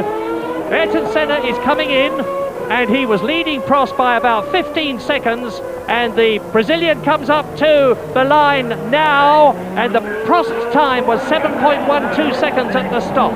Smooth stop, up goes the car on the jacks, off come the old wet tyres, on go the new slicks which have been preheated. Alain Prost is gaining all the time. Senna is longer than Prost already, much longer, much longer. I'm looking for Prost. Prost leads. Prost has gone through in the lead on lap 35. There he is into Redgate. Alain Prost leads the European Grand Prix as Ayrton Senna emerges from the pit lane, only just ahead of the battle between Rubens Barrichello and Damon Hill for third and fourth places. And Hill is changing tyres now. So for what, the third time Damon Hill changes tyres, Alesi will probably have got ahead of him. I didn't see him, to be quite honest, because I was so busy looking at Damon Hill. But anyway, Alain Prost on lap 35, which is one lap of half distance in the European Grand Prix, with the weather conditions looking as though they're settling, and I'm not expecting any more tyre changes now, with the leaders both on the right tyres. There is Prost coming up to Riccardo Patrese, who is in 7th position. That is Ayrton Senna behind him in 2nd position as Prost exits the S's and goes to pass Patrese on the approach to the Melbourne hairpin. Yes, and it all went wrong for Senna there. There was a big problem on the right rear wheel of his McLaren. Impossible for us to see what it is, but maybe Jonathan can suss that out down in the pits. In the meantime, Senna has got all to do. He's got to chase Prost with the car disadvantage, and his only chance of getting near him is while the track is still slippery. And Jonathan has duly sussed it out already. Jonathan, what's the problem? Well, the problem was, James, that the right rear wheel nut got cross-threaded and of course had to be undone again, and that all took too long. Yes, and a big disappointment, and Senna and McLaren will consider themselves, I'm sure, very unlucky that only for one lap did the rain come down a bit harder. Senna responded immediately, which he had to do, and had it not been for that, he would have been out on slicks all the time and have an absolutely huge lead by now, because there would have been another stop for Prost. Senna would have lost no time on the road, because immediately after that little extra bit of rain, the very next lap it was back to where we were and immediately became dry. Things on such small margins, races won and lost, but now it looks like a real problem. There's Alesi in the Ferrari in his pit. And Prost has just speeded up. He's gone round in 1 minute 22.9, and he leads Ayrton Senna by 7 seconds, and on the half distance lap, Barrichello still magnificently third, 3 seconds ahead of Damon Hill, and Damon Hill is a long way ahead of Jean Alesi, who just seen in the pits. Johnny Herbert in 6th position, Patrese is in 7th place. There is Prost. Now his lead was 6.8 seconds. Senna looks as though he's closed up a bit to me visually. 6.8, it's 6.1 now. So Senna has taken 7/10 of a second out of Prost's lead with the fastest lap of the race. 1 minute 22.545. There we are, nearly 110 miles an hour average. Well, Senna will have to do it now while the track is still damp, because he's already at a disadvantage in these conditions to the Williams, but when it's dry there won't be anything that even his genius can do. But he's got to catch and pass Prost, and I think that is probably too tall an order, and what Senna will be praying for is more rain. And once again, Damon Hill has caught Rubens Barrichello. He's caught him and passed him once. He's going to do it again, I think. There goes the race leader, Prost into the S's. Senna is getting visibly closer, no doubt about that. Down to the Melbourne hairpin again. And we're on the over half distance lap. That is Damon Hill. Now, where is Rubens Barrichello in relation to... There he is, as they come out of Coppice. Rubens Barrichello third. Damon Hill 0 is in 4th position, challenging for 3rd place. So Frenchman leads, Brazilian second, Brazilian third, Englishman fourth, Englishman fifth, because Johnny Herbert is up into fifth place in the Lotus. There he is. And Damon Hill gaining on Barrichello, who of course has got roughly the same Grand Prix experience as Damon Hill, in fact the same. And Senna and Prost, well, Prost goes by with a new fastest lap, Senna goes by with an even faster one. The times are coming down, and the gap down to just under 6 seconds.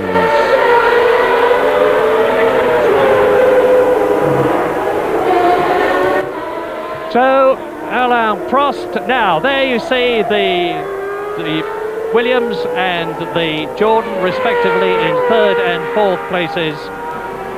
Damon Hill into the Craner curves, closing up on the V10 Hart-powered Jordan. So, just to recap, lap 38 out of 76, which is the half-distance lap. Alain Prost is going faster and faster, but Senna has made the fastest lap of the race so far. It's down to 1 minute 27.3, 4/10 of a second faster than Alain Prost, and Senna is 5.7 seconds behind, down. Now you're looking again at the battle between... Look, into the pits comes Damon Hill yet again. It's Alain Prost in the pits. Alain Prost spotted the rain has started again, and Prost has gone straight on for tyres, didn't delay. So Prost in. Now what will Senna do? Senna, I think, stayed out. And the rain is quite heavy this time. Senna still out, but with the difficult decision to make now. Well, Prost certainly always in a big hurry to get onto wets the moment there's any sign of rain, and he came just straight in. I'm quite sure that it won't have wet the track enough to slow Senna down unduly yet, and it may be that if the track doesn't wet up quickly that Prost may ruin his wets.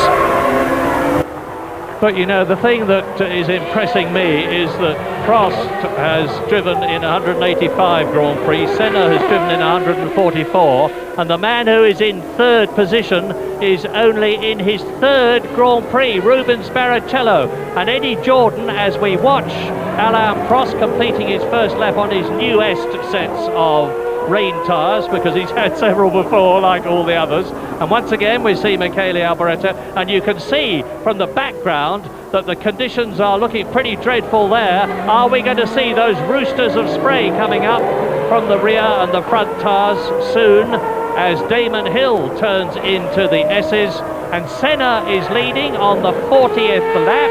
The gap between himself and Prost as we wait, there is the Frenchman going through, and with Senna leading, Prost is 16.5 seconds behind, but I remind you that Prost is now on wet tyres, and he could, if he's made the right decisions, really cut the gap between himself and the race leader Senna that you're looking at now. Now, I wonder if there's a problem for quantities of wet tyres, because Goodyear on Friday were telling the teams that they only had 5 new sets of wet tyres per car, and there was nothing they could do about that. Was all they would issue. And of course McLaren could be in a stronger position because Michael Andretti's new wets, because 2 sets would have been used on Friday, leaving most teams with only 3 new sets of wets per car today. And this, quite frankly, could be a problem for the Williams team, although I'm quite sure that with Prost competing for the championship they would solve it by nicking Damon Hill's fresh wets if the situation came to it.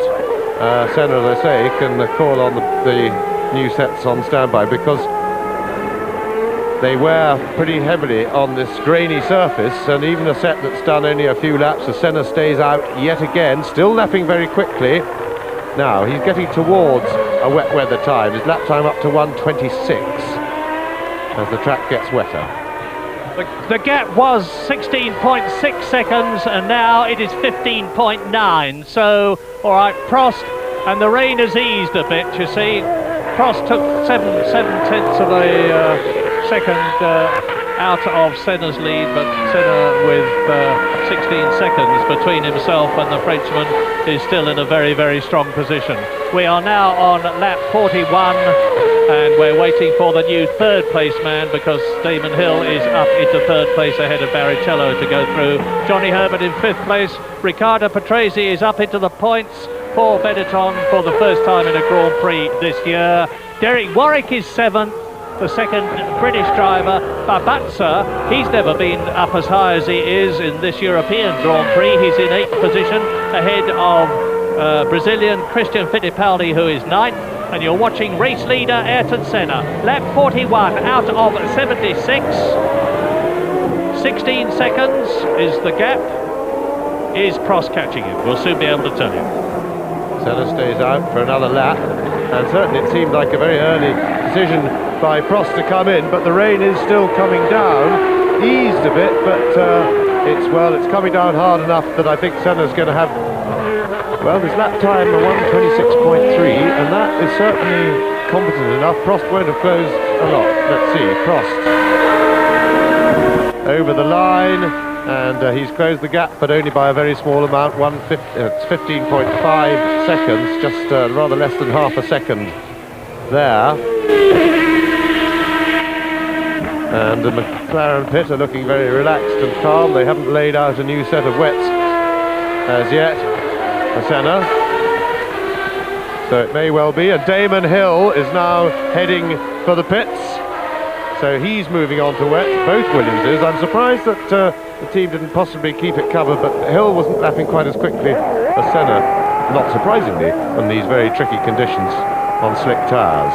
There's a good close-up of a rear wheel change, and lovely stop, and you saw him spin those rear wheels, and he got away very well. As the car hit the deck, Damon Hill had the rear wheels spinning, and that was just how it should be done.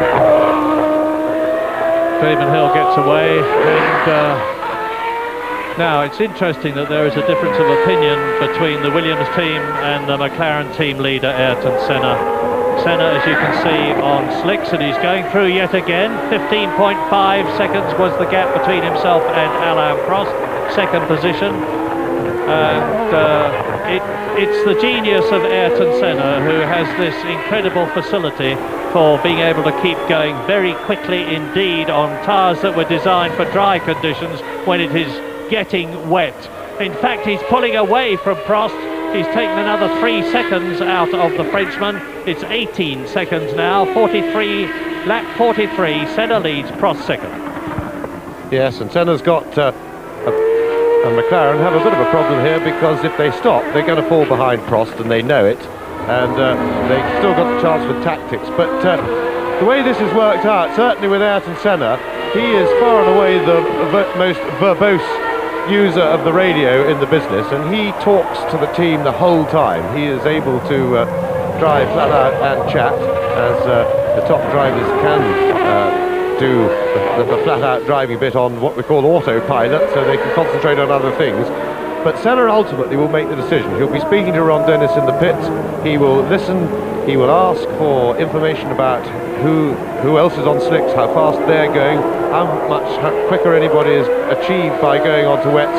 He'll be seeking out a wealth of information. He will play around with that in his head. He'll ask them to look at the weather in a way which he'll be doing as well, because all the way around the circuit he gets different angles to look at the clouds, but he'll get the team to take a view. He'll collect all that information which he will demand if they don't offer it, and then there is Ron, and Ron just was saying something into his radio then, not necessarily to Senna. He can talk also to the team in the pits above all that noise, and on a different wavelength. But 17.7 the gap now. Senna has increased the gap, but Prost was in traffic, and this is gamble time. Well, Prost was actually 0.3 of a second, for what it's worth, faster on that lap, and he's now 17.7 seconds on lap 44 behind Ayrton Senna, with Barrichello still third, Damon Hill still fourth, Herbert is fifth, Patrese is sixth, Warwick is seventh, Babazza is eighth. Now there is Rubens Barrichello, the man that I have been lauding to the skies, as Damon Hill goes through now, and he is 10 seconds behind Barrichello, but that's the man, Rubens Barrichello, who is the man of the race so far, in my opinion. It's only his third Grand Prix, 5 times kart champion of Brazil. He then came to Europe to drive in Formula Ford 1600, won the GM Lotus European Championship in 1990, won the British Formula 3 Championship in 1991, and all the time he was knocking on Eddie Jordan's door saying, I want to drive for you in Formula 1. Now he's doing it and making his mark. He most certainly is. In the meantime, Senna's lap time has improved dramatically, which means that suddenly it looks as if he is on the right tyres. He leads Prost now by 20 seconds. He did a 24.1 on dries on that lap, and that means that Senna, right now, if it doesn't rain again, as he tries to lap Johnny Herbert, who is in 5th place and having another very good race after his excellent showing in Brazil, that Senna will be keen to dispense with Herbert. But I think the only thing that matters to Senna for the moment is that there's no more rain. If there's no more rain, or no more rain until after the pursuing Williamses have been forced to change back onto dries, then he'll have a very big lead, and he'll be able to play this race as he wants, going inside Jonathan. And he's very cross with Johnny Herbert for not helping him by. And Jonathan Palmer tells us of the pits that the rain is coming back again, so oh dear, the conditions changing all the time. And certainly you saw Senna there sawing away at the wheel. Let's see, well, he was held up on that lap, not a representative time. 20 seconds lead, and both Senna and Herbert have got the same Ford V8 engine in their very different motor cars, McLaren and Lotus. So if it's getting damper, I've never seen a race with as many tyre stops as this. It is, to put it mildly, extremely confusing, but Senna is still pulling away from Alain Prost. He's taken another 1.5 seconds out of the Frenchman, 21.5, and he's lapped on that lap 1.4 seconds faster than Prost. So, notwithstanding the fact that there was a bit of rain, Senna eases away. Quite amazing, because Senna has been deciding whether or not he's going to drive for McLaren this year on a race-by-race basis. As far as we know, he has still not signed a full-year contract. He decided to drive in the first race in South Africa, finished second, liked the new car, liked it even more after... This is Senna passing Johnny Herbert at the Melbourne hairpin, goes right on the inside, and you can see waving and even looking at Johnny Herbert. Move over, he's saying. What do you think you're doing? And Johnny Herbert is probably giving him a crisp Cockney answer from the Lotus cockpit, which is just as well that Senna won't be able to hear, as the gap now, well, there's Herbert going through. Senna is on his 47th lap. And I was talking about Rubens Barrichello. I'll just say a bit more about him, because his performance has been so outstanding that he was only in one season in Formula 3000. This is his third Grand Prix, and look where he is, third place. He's been in the top 6 for virtually the whole race. Well, Senna definitely on the right tyres. He's pulled, he's going quicker and quicker, 1:23.3, getting towards the time he did when it dried out earlier, and he put up the fastest lap so far of the race. He pulled 4 seconds nearly on Alain Prost on that lap. 25.2 seconds he leads by, but he will keep the hammer down as hard as he can, because he wants to build up a very big lead. He may yet, for example, if it rains again, before the Williamses go back onto slicks, remember, he is still a tyre stop out of sync with them, and if it works wrong for him, he'll need all of that 25-second lead to get in and out of the pits and re-emerge in the lead. In fact, it's about a 20-second addition to the lap time, a good tyre stop. So he would, with a good stop, he'd get out in the lead at the moment. With any sort of hitch, as he had last time, then, and there is his pit board, P1, 29 laps to go, and the plus and the minus. And a 21:24.3, Senna's lapping in, same lap time as last time, and I'm sure that's... And I get the feeling that Prost, by his lap times, has either damaged his wets by getting on them when the track was still a bit dry. There he is. or alternatively he's getting a bit demoralised, because he could surely be going quicker than that on wet tyres, unless he's damaged them because of looking at the lap time of Senna. And there is the Williams pit getting slicks ready, and these will be, I'm sure, for Alain Prost first. They've seen that Senna is lapping at least 2 seconds per lap quicker than him on the slick tyres, and the time has come to change. But that, of course, will be a big relief to the Senna and the McLaren team, because by going back into sync with Senna, they will lose another 20 seconds on the road, and from there on in, all Senna will have to do is cover their moves and stay reliable to win this race. And into the S's, Damon Hill has just gone through. He is well behind Rubens Barrichello now. He's looking good for a third place in only his third Grand Prix, which would be an incredible achievement. Ayrton Senna on lap 49 out of 76. The weather now, as it has been for the whole race, is totally unpredictable. We've been on the margins of it stopping or it starting all the time. Whichever it was doing, it was about to do the opposite. And into the pits comes Prost. So for yet another set of tyres, Alain Prost comes in, and this of course is going to disadvantage him compared with Senna, who is already on the slick tyres, the dry tyres that Alain Prost is changing to. And even if it's a good stop, and it's not all that Brazilian, and he stalled it. Alain Prost has stalled it. And this is losing the race for Alain Prost without a doubt, and it's giving Rubens Barrichello the opportunity to move up into second place, with the Frenchman stuck in the pits. His engine not running, and the mechanics trying desperately to get the starter motor onto the back of the car, and I think he's stuck in gear. I think he stalled it with the car in gear, and without power, it may be that he can't get it into neutral. And there's Damon Hill coming through into third place as Alain Prost finally gets going. And well, really, the race was already on. And Senna goes through a lap. So Senna laps Prost as he comes out of his pit. And really, Senna, who was initially unlucky in that he made the right decision first to go back onto wets, when a lap later that decision was a wrong one, but he had no way of knowing, and he lost the lead then when he got a problem with a wheel stuck. This time Prost, really, it's self-inflicted. It was too snap a decision to go for the pits and get back onto wets, and then the mistake in the pits as well, and Prost is now lapped and out of this race, and Senna has an enormously commanding lead. So the race settles down, and we'll give you gaps to Barrichello, who's in second place. Damon Hill is in pursuit of Barrichello in third place.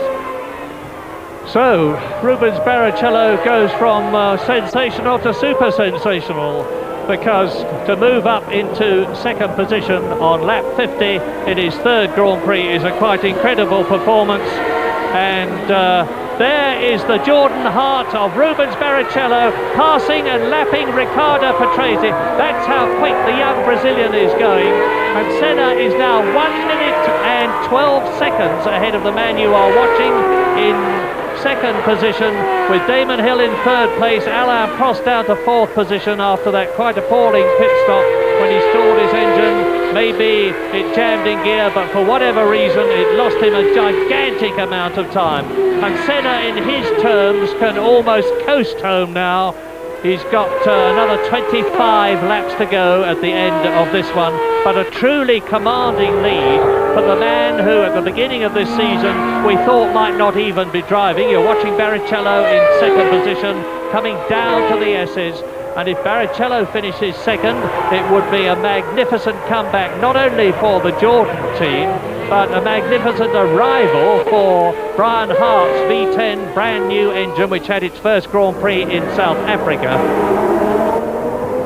Yes, the ironical thing, Murray, is of course that even if Senna wins this race, and if nothing goes wrong for him, he will, that quite honestly, as we see him just going through there, but the fact of the matter is, he will then have quite a lead in the championship, but he still will not be favourite to win the World Championship, because the conditions have helped him in Brazil. certainly helped him here with his own genius as Damon Hill comes in to go back onto slicks. Coming in a little bit quickly, just locking brakes there, but he stopped on his mark, so that's all right. And certainly don't want to hang around. That right rear has changed absolutely amazingly quickly. And a very good efficient stop for Damon Hill. And as I was saying, Senna still wouldn't be favourite for the World Championship because the Williams, although the McLaren chased hard and was good in South Africa relative to the Williams in Brazil, look at all that traffic in front of Senna. And that was Barrichello, I think. There was a Jordan going slowly there. And could that have been Barrichello? And but in the dry conditions in both Brazil and here at Donington, the Williams had an enormous advantage over the McLaren, to say nothing of everybody else. So tremendous gaggle of back mark as Senna's got to work his way through. But the thing is, he does not have to hurry. No hurry for Ayrton Senna now. A massive lead of over a minute, and he is not far off lapping the whole field. Well, he's carved his way past two of them. He's now coming up to Riccardo Patrese on his 52nd lap and seemingly on his way to a 38th Grand Prix victory and the second in succession. So Senna leads, Barrichello in second position, Damon Hill in third place, Alain Prost a lap down in fourth position, Johnny Herbert is fifth, and Riccardo Patrese is in sixth position in the Benetton. And now you're looking at Eric Comas being caught by Ayrton Senna. There's Senna, barely motoring through the field. And incidentally, the Jordan going slowly there. Barrichello has just gone past us, sounding entirely healthy, and in second place.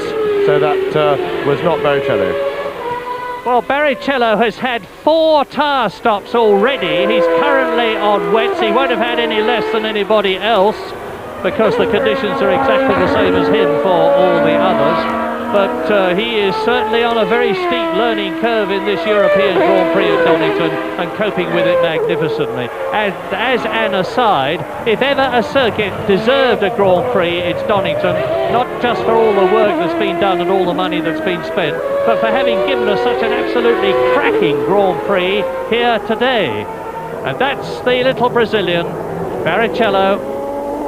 You can see as he goes round the very slow left-hander at Goddard and crosses the starting grid to cross the line into his 53rd lap. 1 minute and 15 seconds behind Ayrton Senna, but he's still on wet tyres. Alain Prost is 13 seconds behind him. And Riccardo Patrese is still in fifth. Hill is still in fourth position. Johnny Herbert is still fifth. Derek Warwick is still seventh. Fabrizio Barbazza, hardly believing his luck, is 8th. Riccardo Patrese is exiting the pits in the new B193 Benetton. In the points, in 6th position for the first time this year, because Patrese's had a pretty dreadful season thus far. He failed to finish in South Africa and Brazil. Rubens Barrichello. And Damon Hill passes Alain Prost. Makes no bones about it either.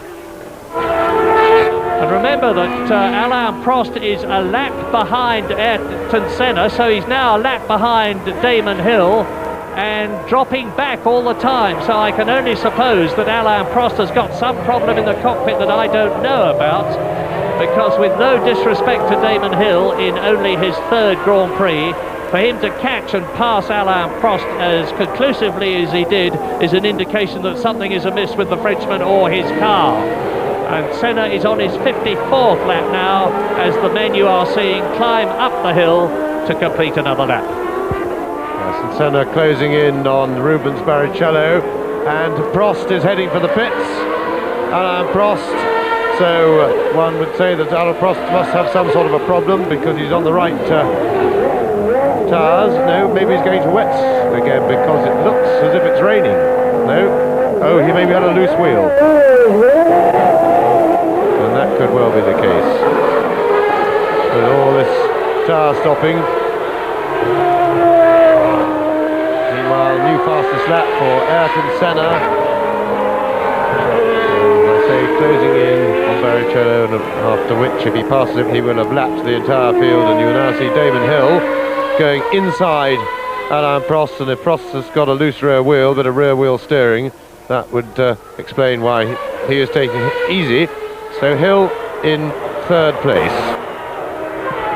Great news for British enthusiasts as you watch Damon Hill. It is that there are now 3 English drivers in the points. Damon Hill is in third position, ahead of Alain Prost. Johnny Herbert in the Lotus is 5th. Derek Warwick making his return to Grand Prix racing and driving in a Grand Prix for the first time in the new footwork Mugen is in 6th position, ahead of Fabrizio Babazza in 7th place. What a race of changing fortunes, as Barrichello is about to be lapped. Barrichello in 2nd place is about to be lapped by his countryman Ayrton Senna, and young Rubens Barrichello is already the darling of Brazil, and wherever he went in Brazil for the last Grand Prix, he was followed by a... didn't let him get to his head, and now he will, I'm sure, move over when he sees the distinctive shape and colours of the red and white McLaren and Ayrton Senna's yellow helmet.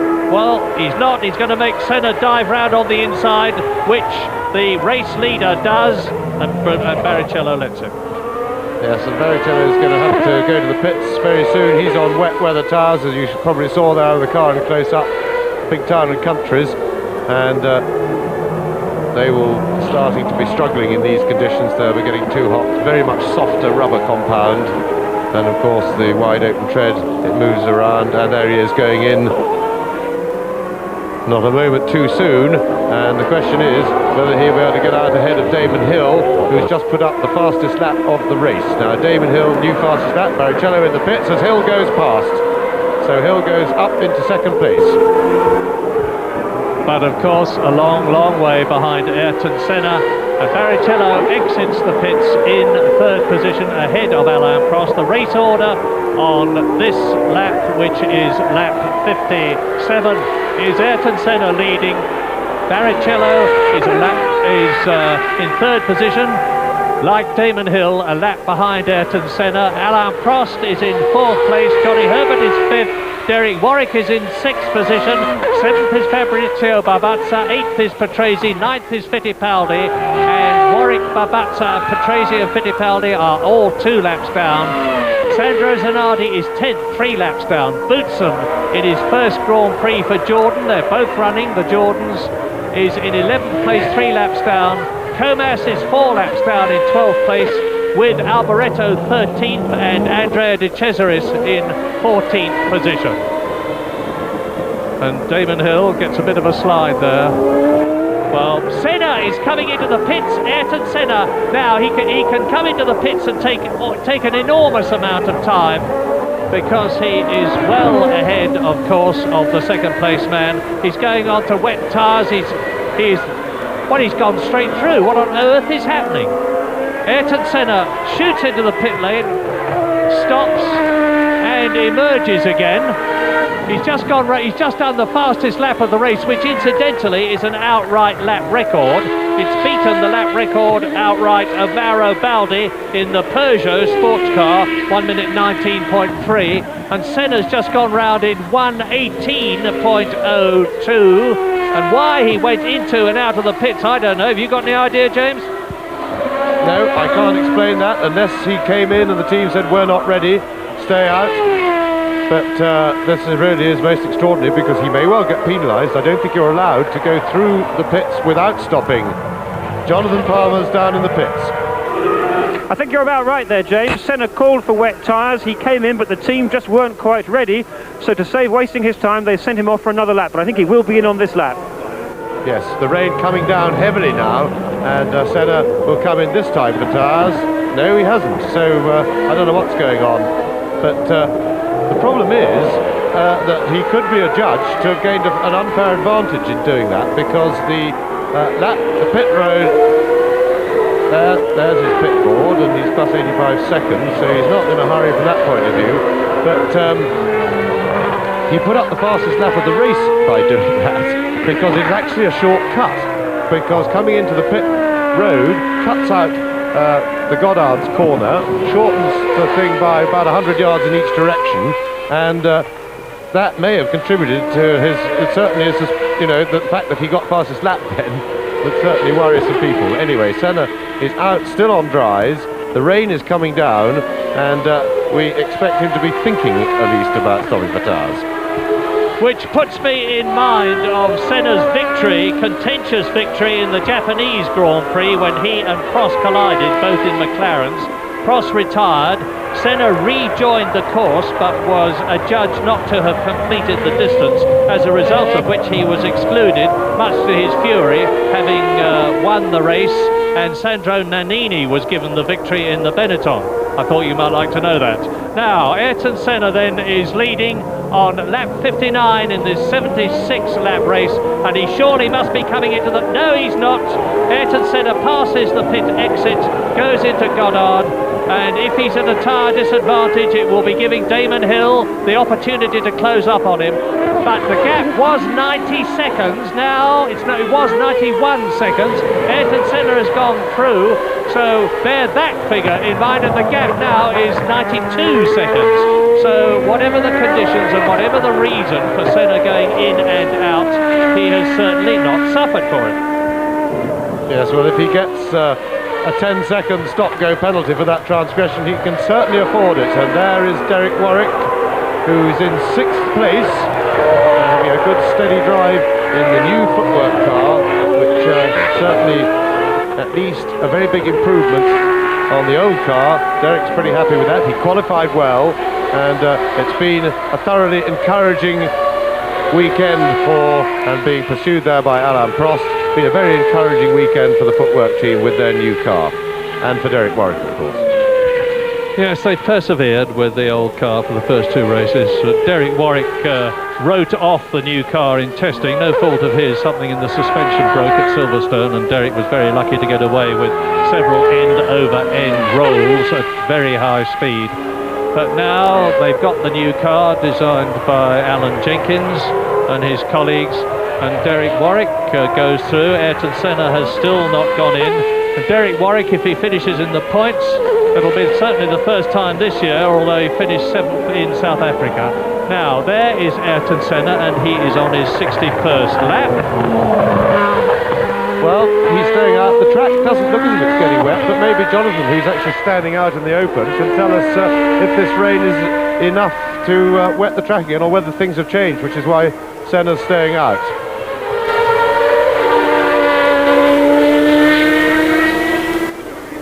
Quicker than Damon Hill. Well, it's obviously been very frustrating for these guys to work out quite what to do. The rain has in fact stopped now, and there's no rain, not even any drizzle at the moment, and the skies look reasonably okay for the foreseeable future. Yes, and Senna's lap times reflect that now, because they've started to come down again, and it has been a difficult race for decisions, but Senna has undoubtedly made the right ones all along, even though one of them nearly tripped him up, and he got unlucky. That was more by the pit stop, but if he'd stayed out that time, he would have been ahead by even more. But anyway, he's over a lap in the lead. But the next 4 are on the same lap. Damon Hill, Alain Prost, Barrichello and Johnny Herbert. And you see Damon Hill coming up to Goddard, to the top of the hill, to bear left. And Hill in 2nd place is some 15 seconds ahead of Alain Prost, or he was anyway. And the gap of 1 minute 34, well, Hill is now going quicker than Ayrton Senna. He's reduced the gap by some 4 seconds on that lap.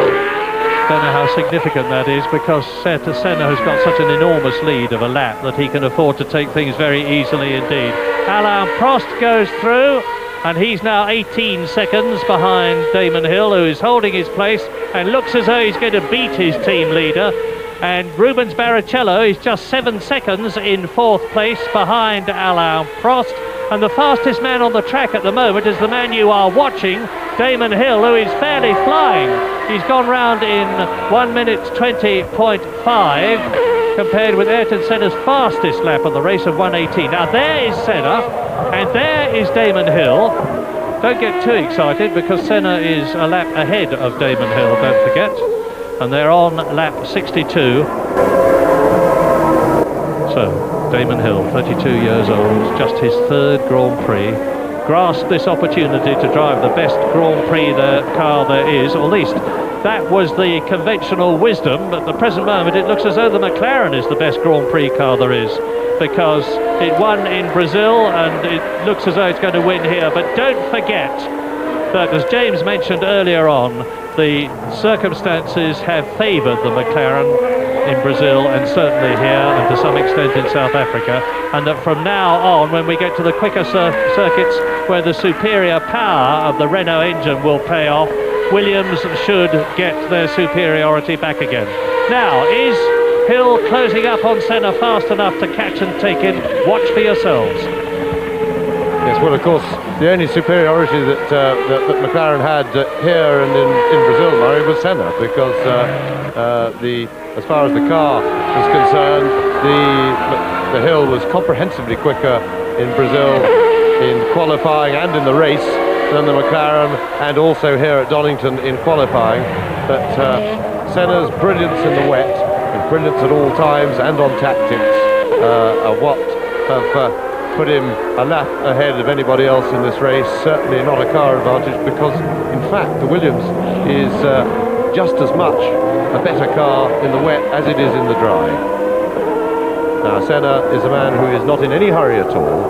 Damon Hill is still racing. He'd like to beat Prost. Prost is some 18 seconds behind him, so he'll want to keep pressing on. He'll want to pass Ayrton Senna, and I'm quite sure Senna will let him unlap himself. As Senna is driving now clearly for a finish. He'll want to keep a good lead, but he doesn't need that big a lead, just in case of weather again, and in case of tyre stops, because the business that he's already experienced in this race of a cross-threaded nut can always happen, can happen to the very best teams, and McLaren have been absolute masters of the pit stops in the last 2 or 3 years, and that's a hiccup, but it's something that can so easily happen. Well, Damon Hill, as you can see for yourselves, is still the fastest man on the circuit. He's lapping faster than his team leader Prost. He's lapping much faster than Ayrton Senna. Not that there's anything terribly significant about that, because as I've said earlier on, Ayrton Senna has got such a colossal lead that he can afford to take it easy, make sure he makes absolutely no mistakes, to look for his second successive Grand Prix victory. We're watching Alain Prost, and there you see in the background Rubens Barrichello, who is in third position, so in fourth position. No, I'm sorry, it's not, it's Derek Warwick, who incidentally is now 2 laps behind Ayrton Senna, and out of the 26 cars, and there is Alessandro Zanardi spinning his Lotus frantically to try and get back on the circuit. It was very lucky for him that he wasn't further onto the grass or a bit further into the corner, and off goes Fittipaldi. Now he's lost it in a big way, and has he stalled it?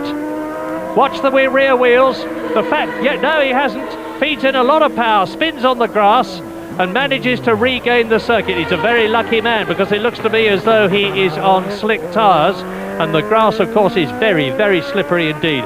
Damon Hill is ahead of Ayrton Senna and is coming up to catch and pass Thierry Boutsen, the Belgian, returning to Grand Prix racing, having driven for 2 years for the Larousse team and going very slowly.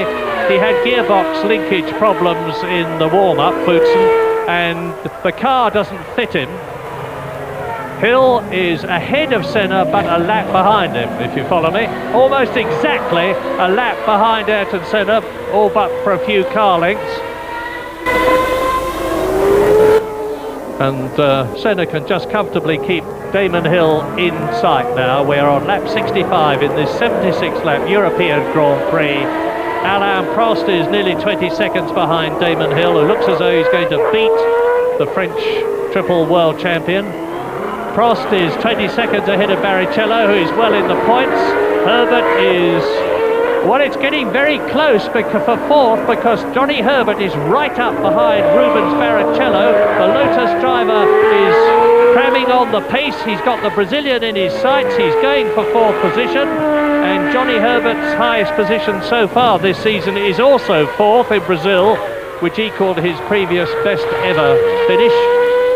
And Damon Hill just inching away from a calm and relaxed Ayrton Senna. who I'm sure in the winner's interview, if he turns out to be the winner, will give his usual lucid explanation of every turn of the wheel. And Eric Comas leads Fabrizio Barbazza into the Melbourne hairpin. Comas in 11th position, Barbazza in 8th place ahead of him. You're watching Johnny Herbert now. Now, where is Rubens Barrichello? There he is.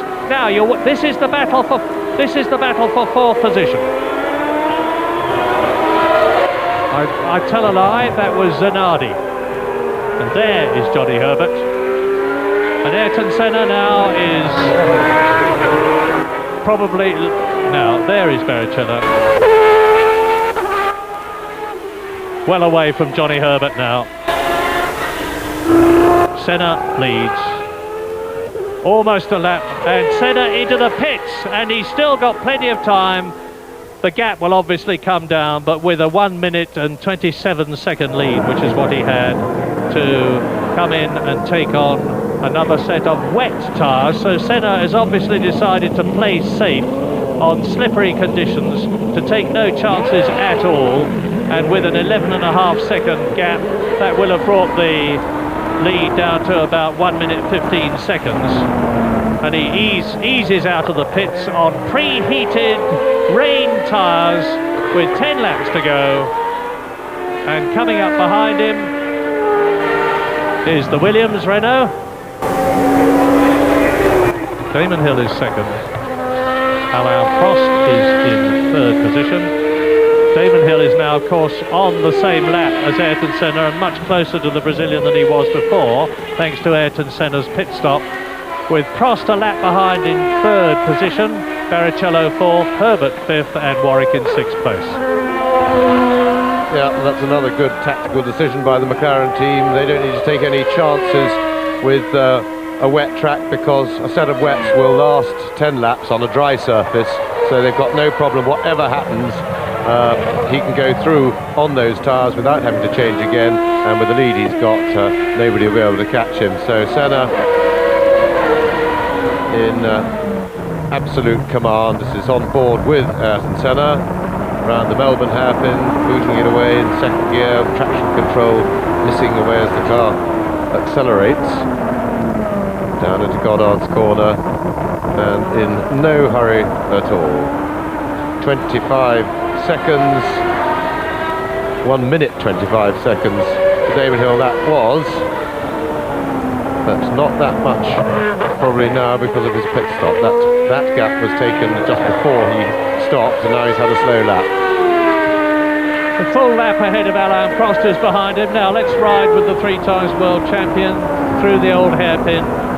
There's the Starkey Bridge on his left, 6th gear, 170 miles an hour, even on this semi-damp surface here. Down to 3rd gear for the right-hander at McLean's with the stands in front of him. Climbing up towards Coppice in 5th gear, 155 miles an hour here, round Coppice, which has a blind entry. You have to line up the car perfectly. Down the Starkey Straight under the bridge. This is 180 miles an hour, fastest part of the course. Hard on the brakes for the S's, 2nd gear, and that is about 55 miles an hour. Now the speed builds up, 3rd gear, 4th gear, 5th gear, 165 miles an hour. Over the crest, hard on the brakes again, down into 2nd gear, 35 miles an hour. You saw the tyres almost stop there, and there's the entry.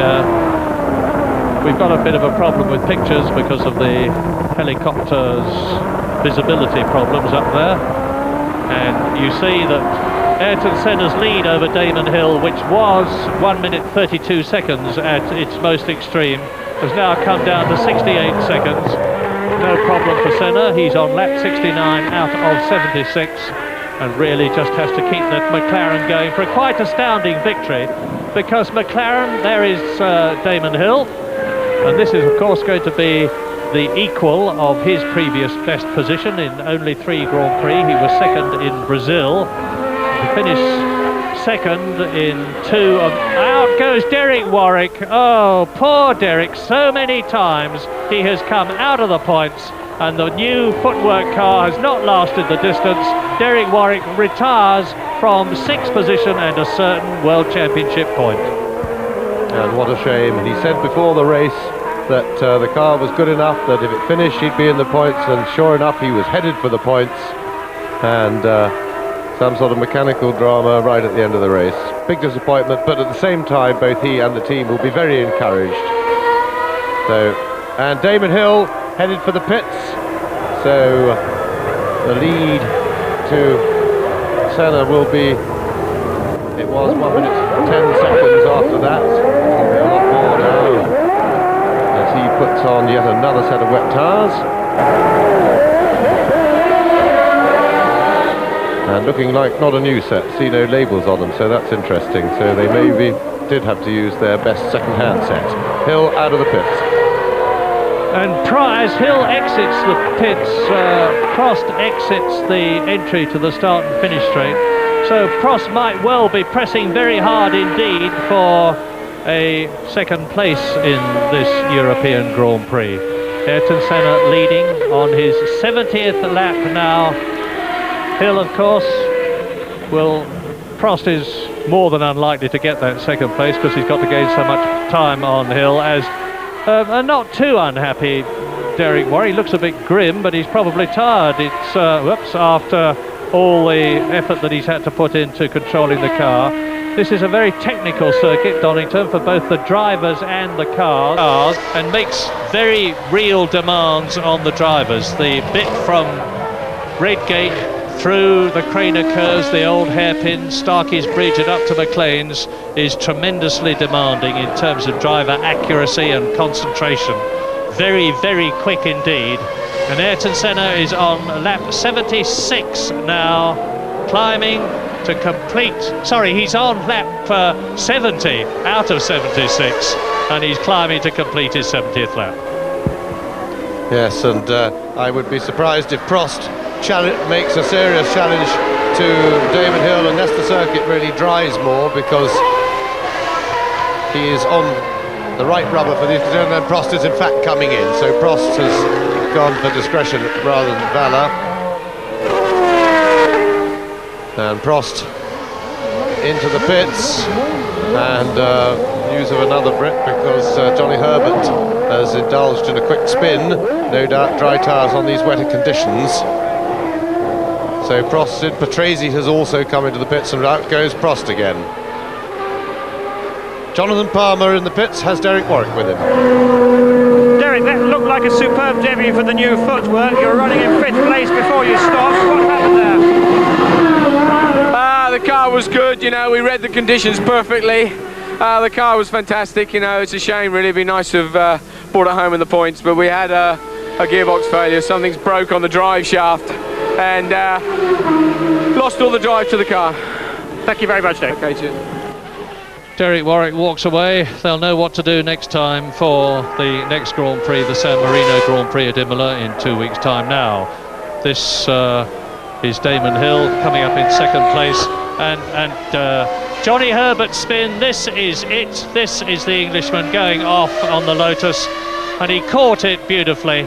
Managed to keep. This is the problem, of course. You can so very easily, going from one gear to another, lose the edge. And he just overdoes it on the slippery conditions, but manages to keep the Lotus pointing straight in the end, and does not lose his fifth position.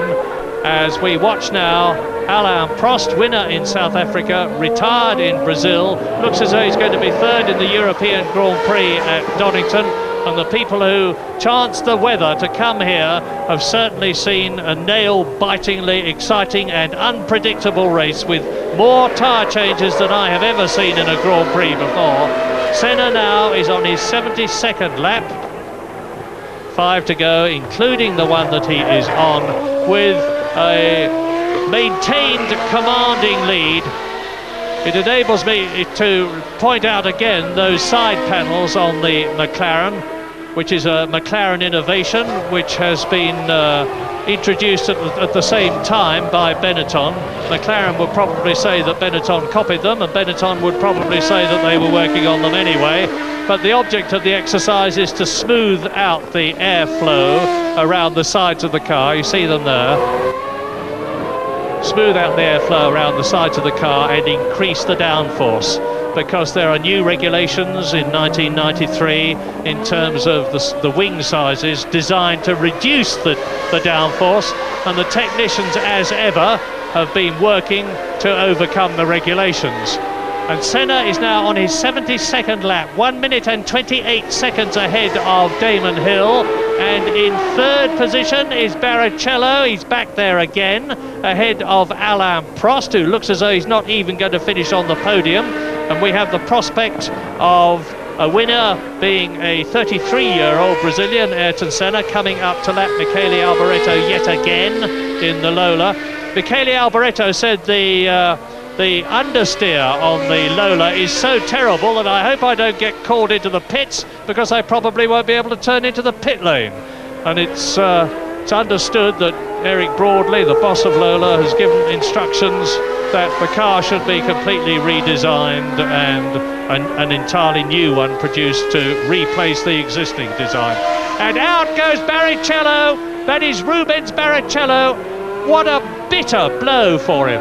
My goodness, only 4 laps from the end of the race, with the prospect of finishing second to one of the greatest drivers of all time, Ayrton Senna, and he is out of the race. Now, whether he spun out or whether he had some sort of a mechanical problem, I know not. It won't matter a lot to Barrichello. All that concerns him is that he is out of the race, and now... Hang on, I'm just looking. Well, he was on wet tyres, and Barrichello, well, he'd be very disappointed with that after all that hard work.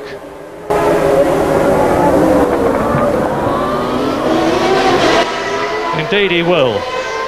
So Fabio Barbazza goes out. You see, if you get the tyre decisions wrong, he was in 7th position, but he's managed to keep the car going. He shouldn't have lost anything, because his teammate Fittipaldi was a lap behind him in 8th position, so it looks as though Barbazza is going to retain his place. Into lap 74 now, only 2 to go at the end of this one. Ayrton Senna and Damon Hill on the same lap, a lap ahead of Alain Prost, with Johnny Herbert up into 3rd place, now 4th place now that Barrichello is out, and Riccardo Patrese up into 5th position, and it looks as though Barbazza is going to finish in... Just had a huge moment there with Zanardi. It looked like the suspension collapsed on the car. It seemed to plunge the nose in, the most extraordinary thing.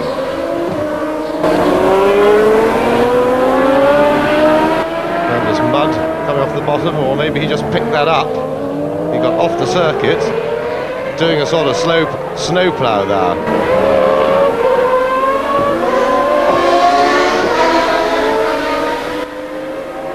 Damon Hill in comfortable 2nd place, Senna leading, Hill 2nd, Prost 3rd, and Johnny Herbert up to 4th place.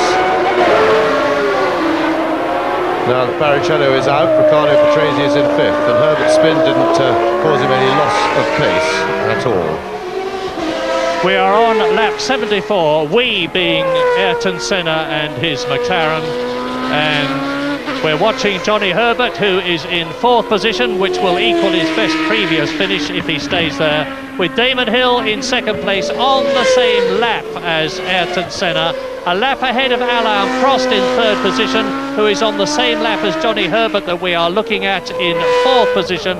5th is Riccardo Patrese, 6th is Barbazza, 7th was Barrichello, but is out of the race, which means to say that Fittipaldi moves up 1 place behind his teammate. It's going to be a good finish for Minardi. 8th will be Zanardi in the 2nd Lotus, 9th will be Comas, and 10th will be Michele Alboreto if he finishes the race, and he's showing every sign of doing so, soldiering on to get some mileage into the Lola. And soon Ayrton Senna, who is now on his 75th lap, will be coming up to complete it and start his 76th and potentially victorious lap, with only 2.5 miles to go, after one of the best tactical drives I have ever seen. Both he and his McLaren teammates have read the race perfectly, made the right judgments about when to come in for tyre changes. They always seem to be 1 step ahead of the Williams team of Alain Prost and Damon Hill in that respect, and Senna is now on his 76th and last lap into Redgate. So if Senna finishes this last 2.5 miles, it will be for his yet another Grand Prix win, his 38th. Incredible. Yes, and the rain is really tipping down now, but that won't worry Ayrton Senna. He's got the big chunky wet weather tyres on, and he's in absolutely no hurry at all. Has an enormous lead. Damon Hill, remember, in a fine second place, driven a very good and steady race at the least, and a pretty quick race at the best of times, and has shown a very, very promising turn of speed. Alan Prost in third place. Now look at that rain. There's Johnny Herbert ahead of him in a fine fourth place. Well, Senna out of the S's. He's just got to go down to the Melbourne hairpin, into the S's shortly, I'm sorry, and then he's almost home for yet another Grand Prix victory. And it will have pleased him more than anything else, I think, that he's beaten his arch rival Alain Prost in what Senna regards as superior equipment in terms of the Williams car and the Renault engine. But Damon Hill second for Williams. So here is Ayrton Senna across the line, and it is victory for the Brazilian for the 38th time. The conditions may have deteriorated, but it was in conditions like this that Ayrton Senna won his first Grand Prix for Lotus in Portugal in 1985. I've done it, he says. Out comes the fist of victory, and Senna has got another 10 World Championship points. And a really masterly race from Ayrton Senna. He won that entirely by his own individual brilliance and the timing of the stops, his master tactical things. He's looking for the Brazilian flag, I'm quite sure. He's trying to get the marshals to bring it over the fence from the crowd. He wants to wave the Brazilian flag. There was a time not so long ago when FISA said no driver can wave his national flag on the slowing down lap. We'll fine anybody who does, but that rule thankfully has been forgotten. But and there is Damon Hill coming down to the Melbourne hairpin to complete his last lap, and that will be for a fine second place and 6 points. Senna did have a flag, but he lost it. But oops, no, the rear suspension's got it, so that's fine. And Alan. Well, Damon Hill still just out of the last corner, over the line for second place and 6 points. 2 second places on the trot for Damon Hill, and he has every reason to be delighted with that result. He drove a very sensible race. He deserved in every way to beat his teammate Alain Prost. His tactics were sensible and solid at all times, and shows a lot of promise for the future. But Ayrton Senna, without a doubt, the man of the race. He took the McLaren by the scruff of the neck in the conditions. Was well, there's Alain Prost coming through the S's into Melbourne hairpin on his way to a relatively distant third place.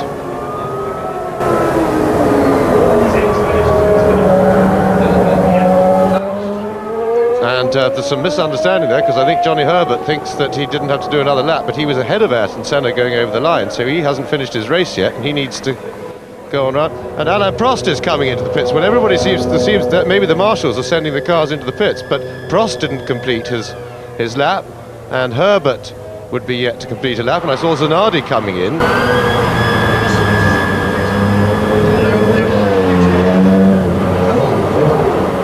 Well, the official result seems to be that Ayrton Senna, as we watch Johnny Herbert in fourth position, Ayrton Senna wins the European Grand Prix at Donington, the first Grand Prix here since 1938, held in very different circumstances and with very different motor cars, but a magnificent win for Ayrton Senna, which increases his points gap from his points in the World Championship from 16 to 26.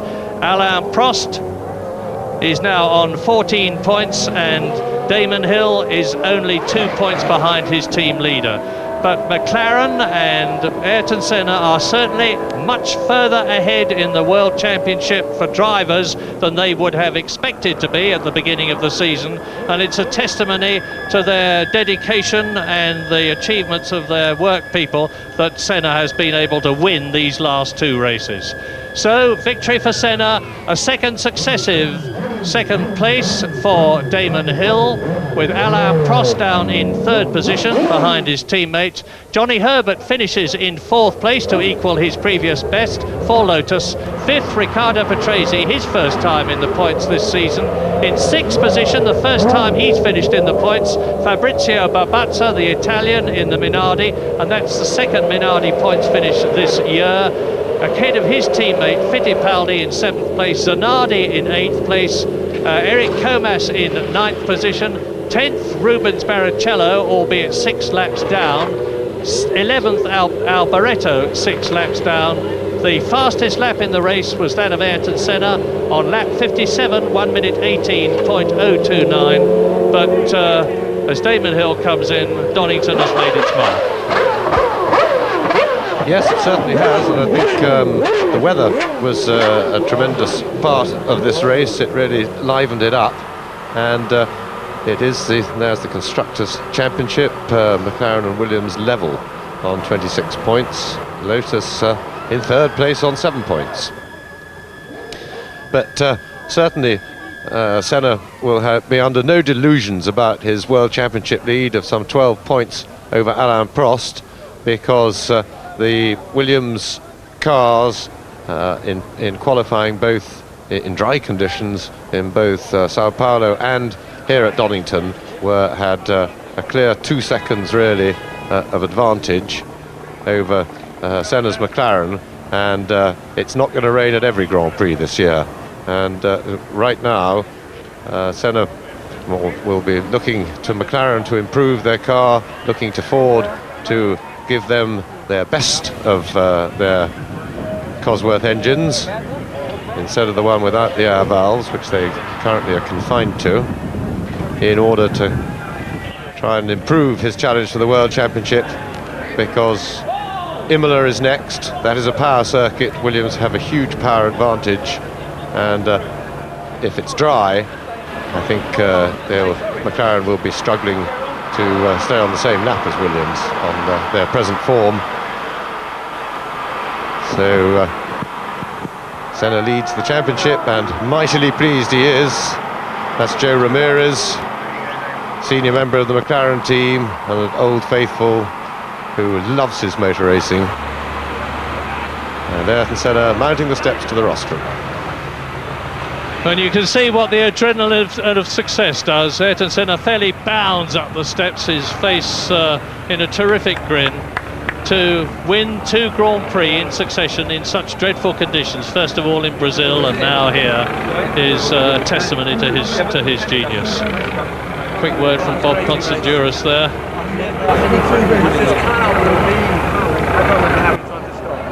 So we look ahead to the next Grand Prix now. As James has just said, it's in 2 weeks' time.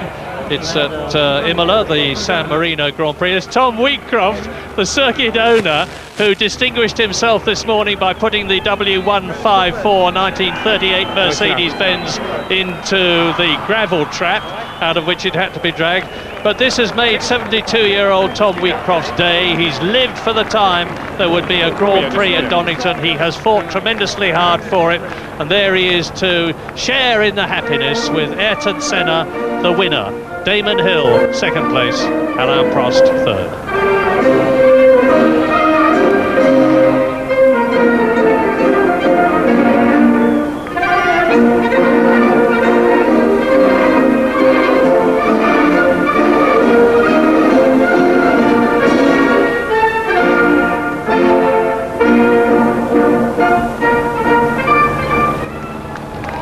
And now for the winning National anthem of Brazil for Ayrton Senna, who has, as ever, finds himself a Brazilian flag.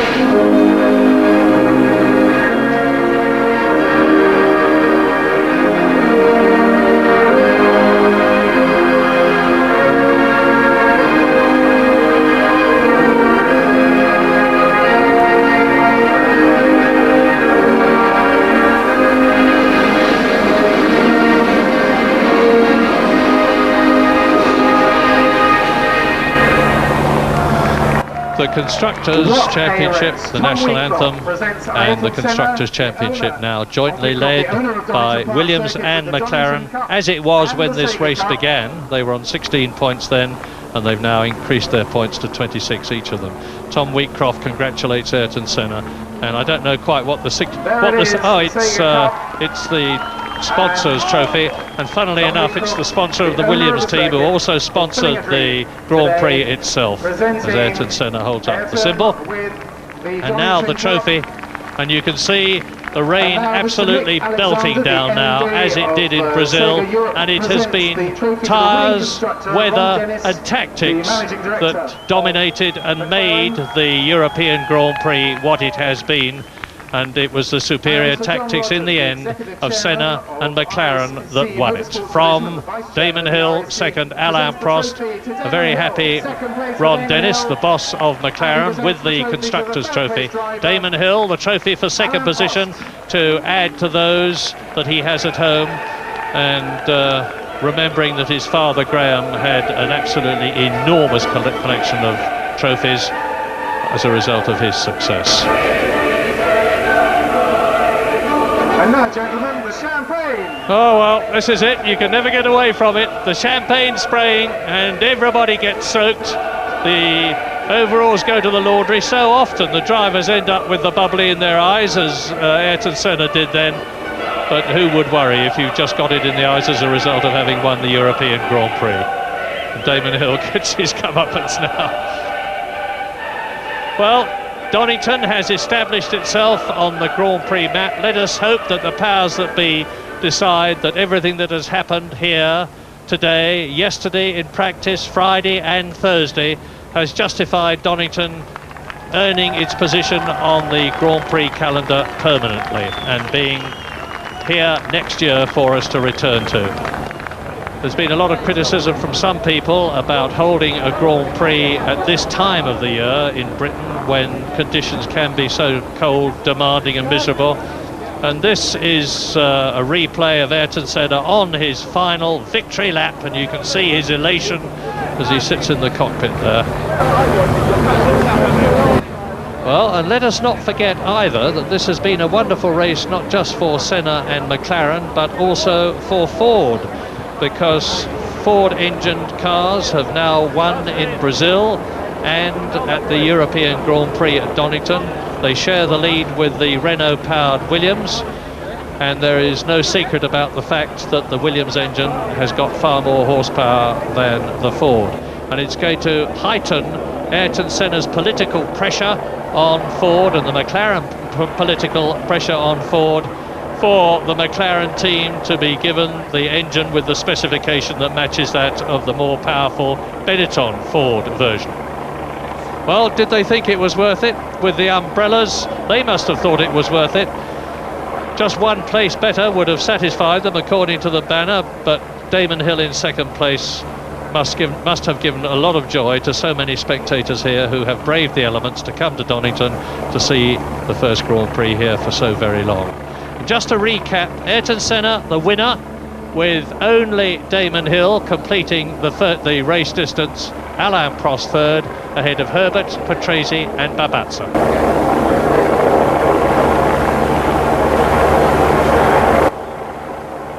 And waiting to talk to the top three men, Jonathan Palmer. Ayrton, congratulations first of all on a brilliant victory. Conditions were certainly extremely difficult, but you seem to make the best of them. Of course, conditions were difficult. I don't know how many times we stopped for tires. I think it's surely the record in any race of pit stops.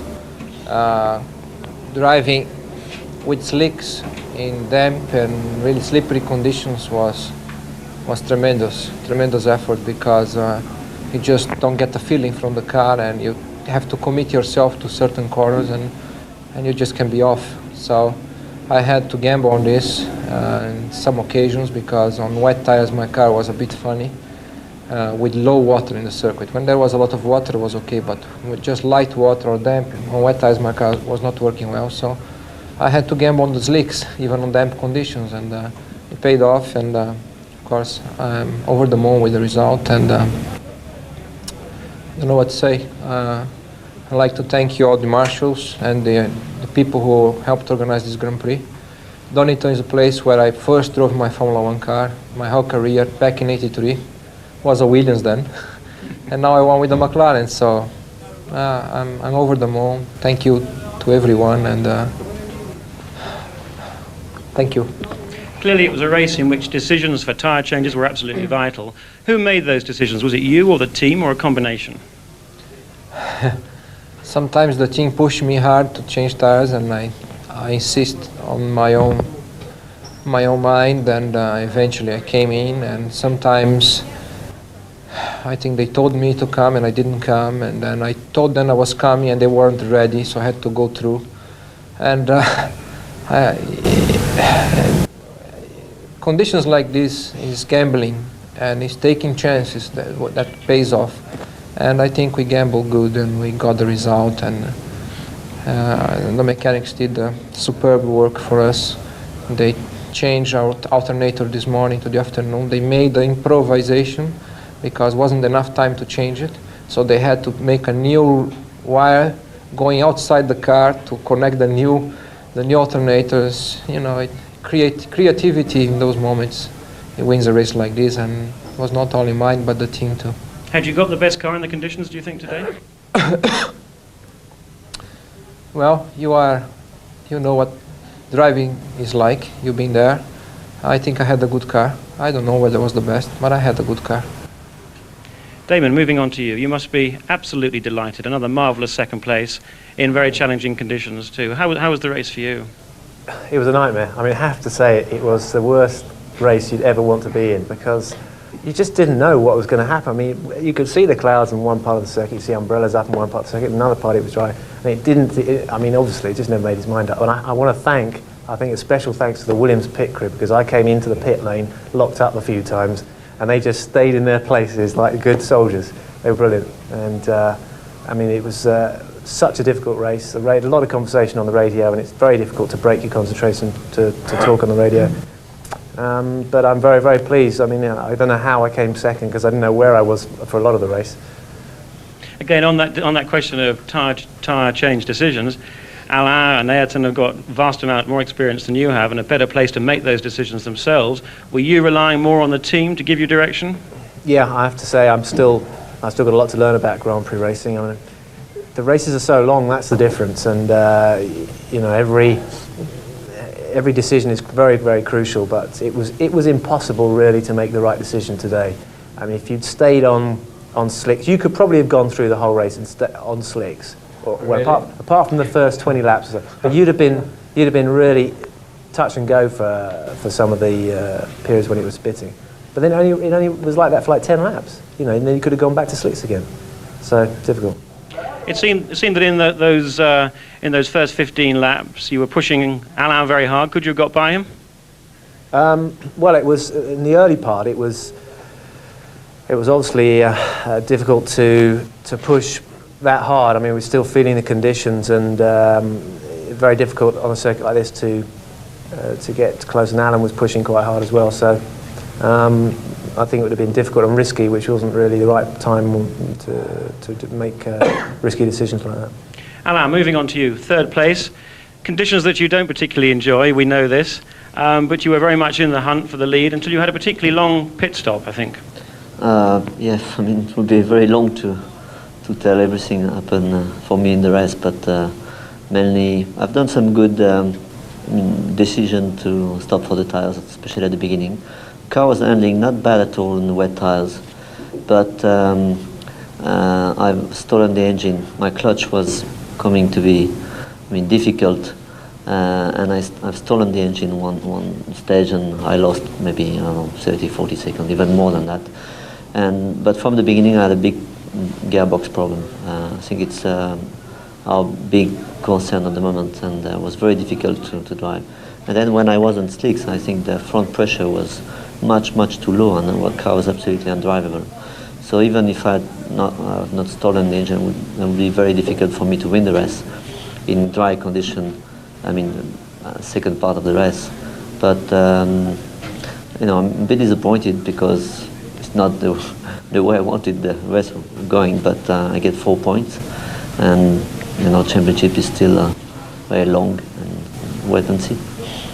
Okay, Ayrton, if we can just come back to you finally now, with 12 points in the World Championship lead from a season in which has been started very late for you in terms of decisions. Does this now mean that your continuation with McLaren is assured? I'll make no comment about that. We've talked so much about this thing, and I don't feel particularly good. I don't see any good things coming out of those discussions to talk in public. All I can tell you is that I don't regret at all what we have done so far under the circumstance.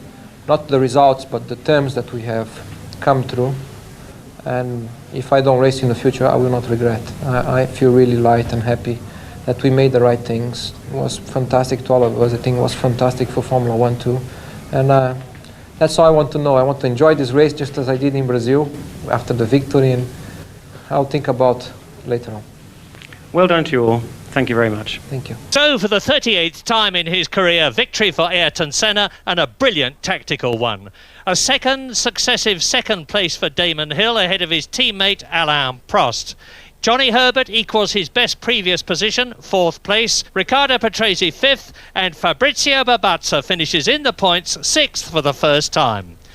So now Ayrton Senna leads the World Championship by 12 points from his rival Alain Prost, who is only 2 ahead of Damon Hill. Englishman Mark Blundell ties with Englishman Johnny Herbert for 4th place, Michael Schumacher in 6th position. The Constructors' Championship still shared as it was before this race by Williams and McLaren leading. Lotus in 3rd position, equal 4th for the French Ligier team and the British Benetton team. Minardi in 6th position.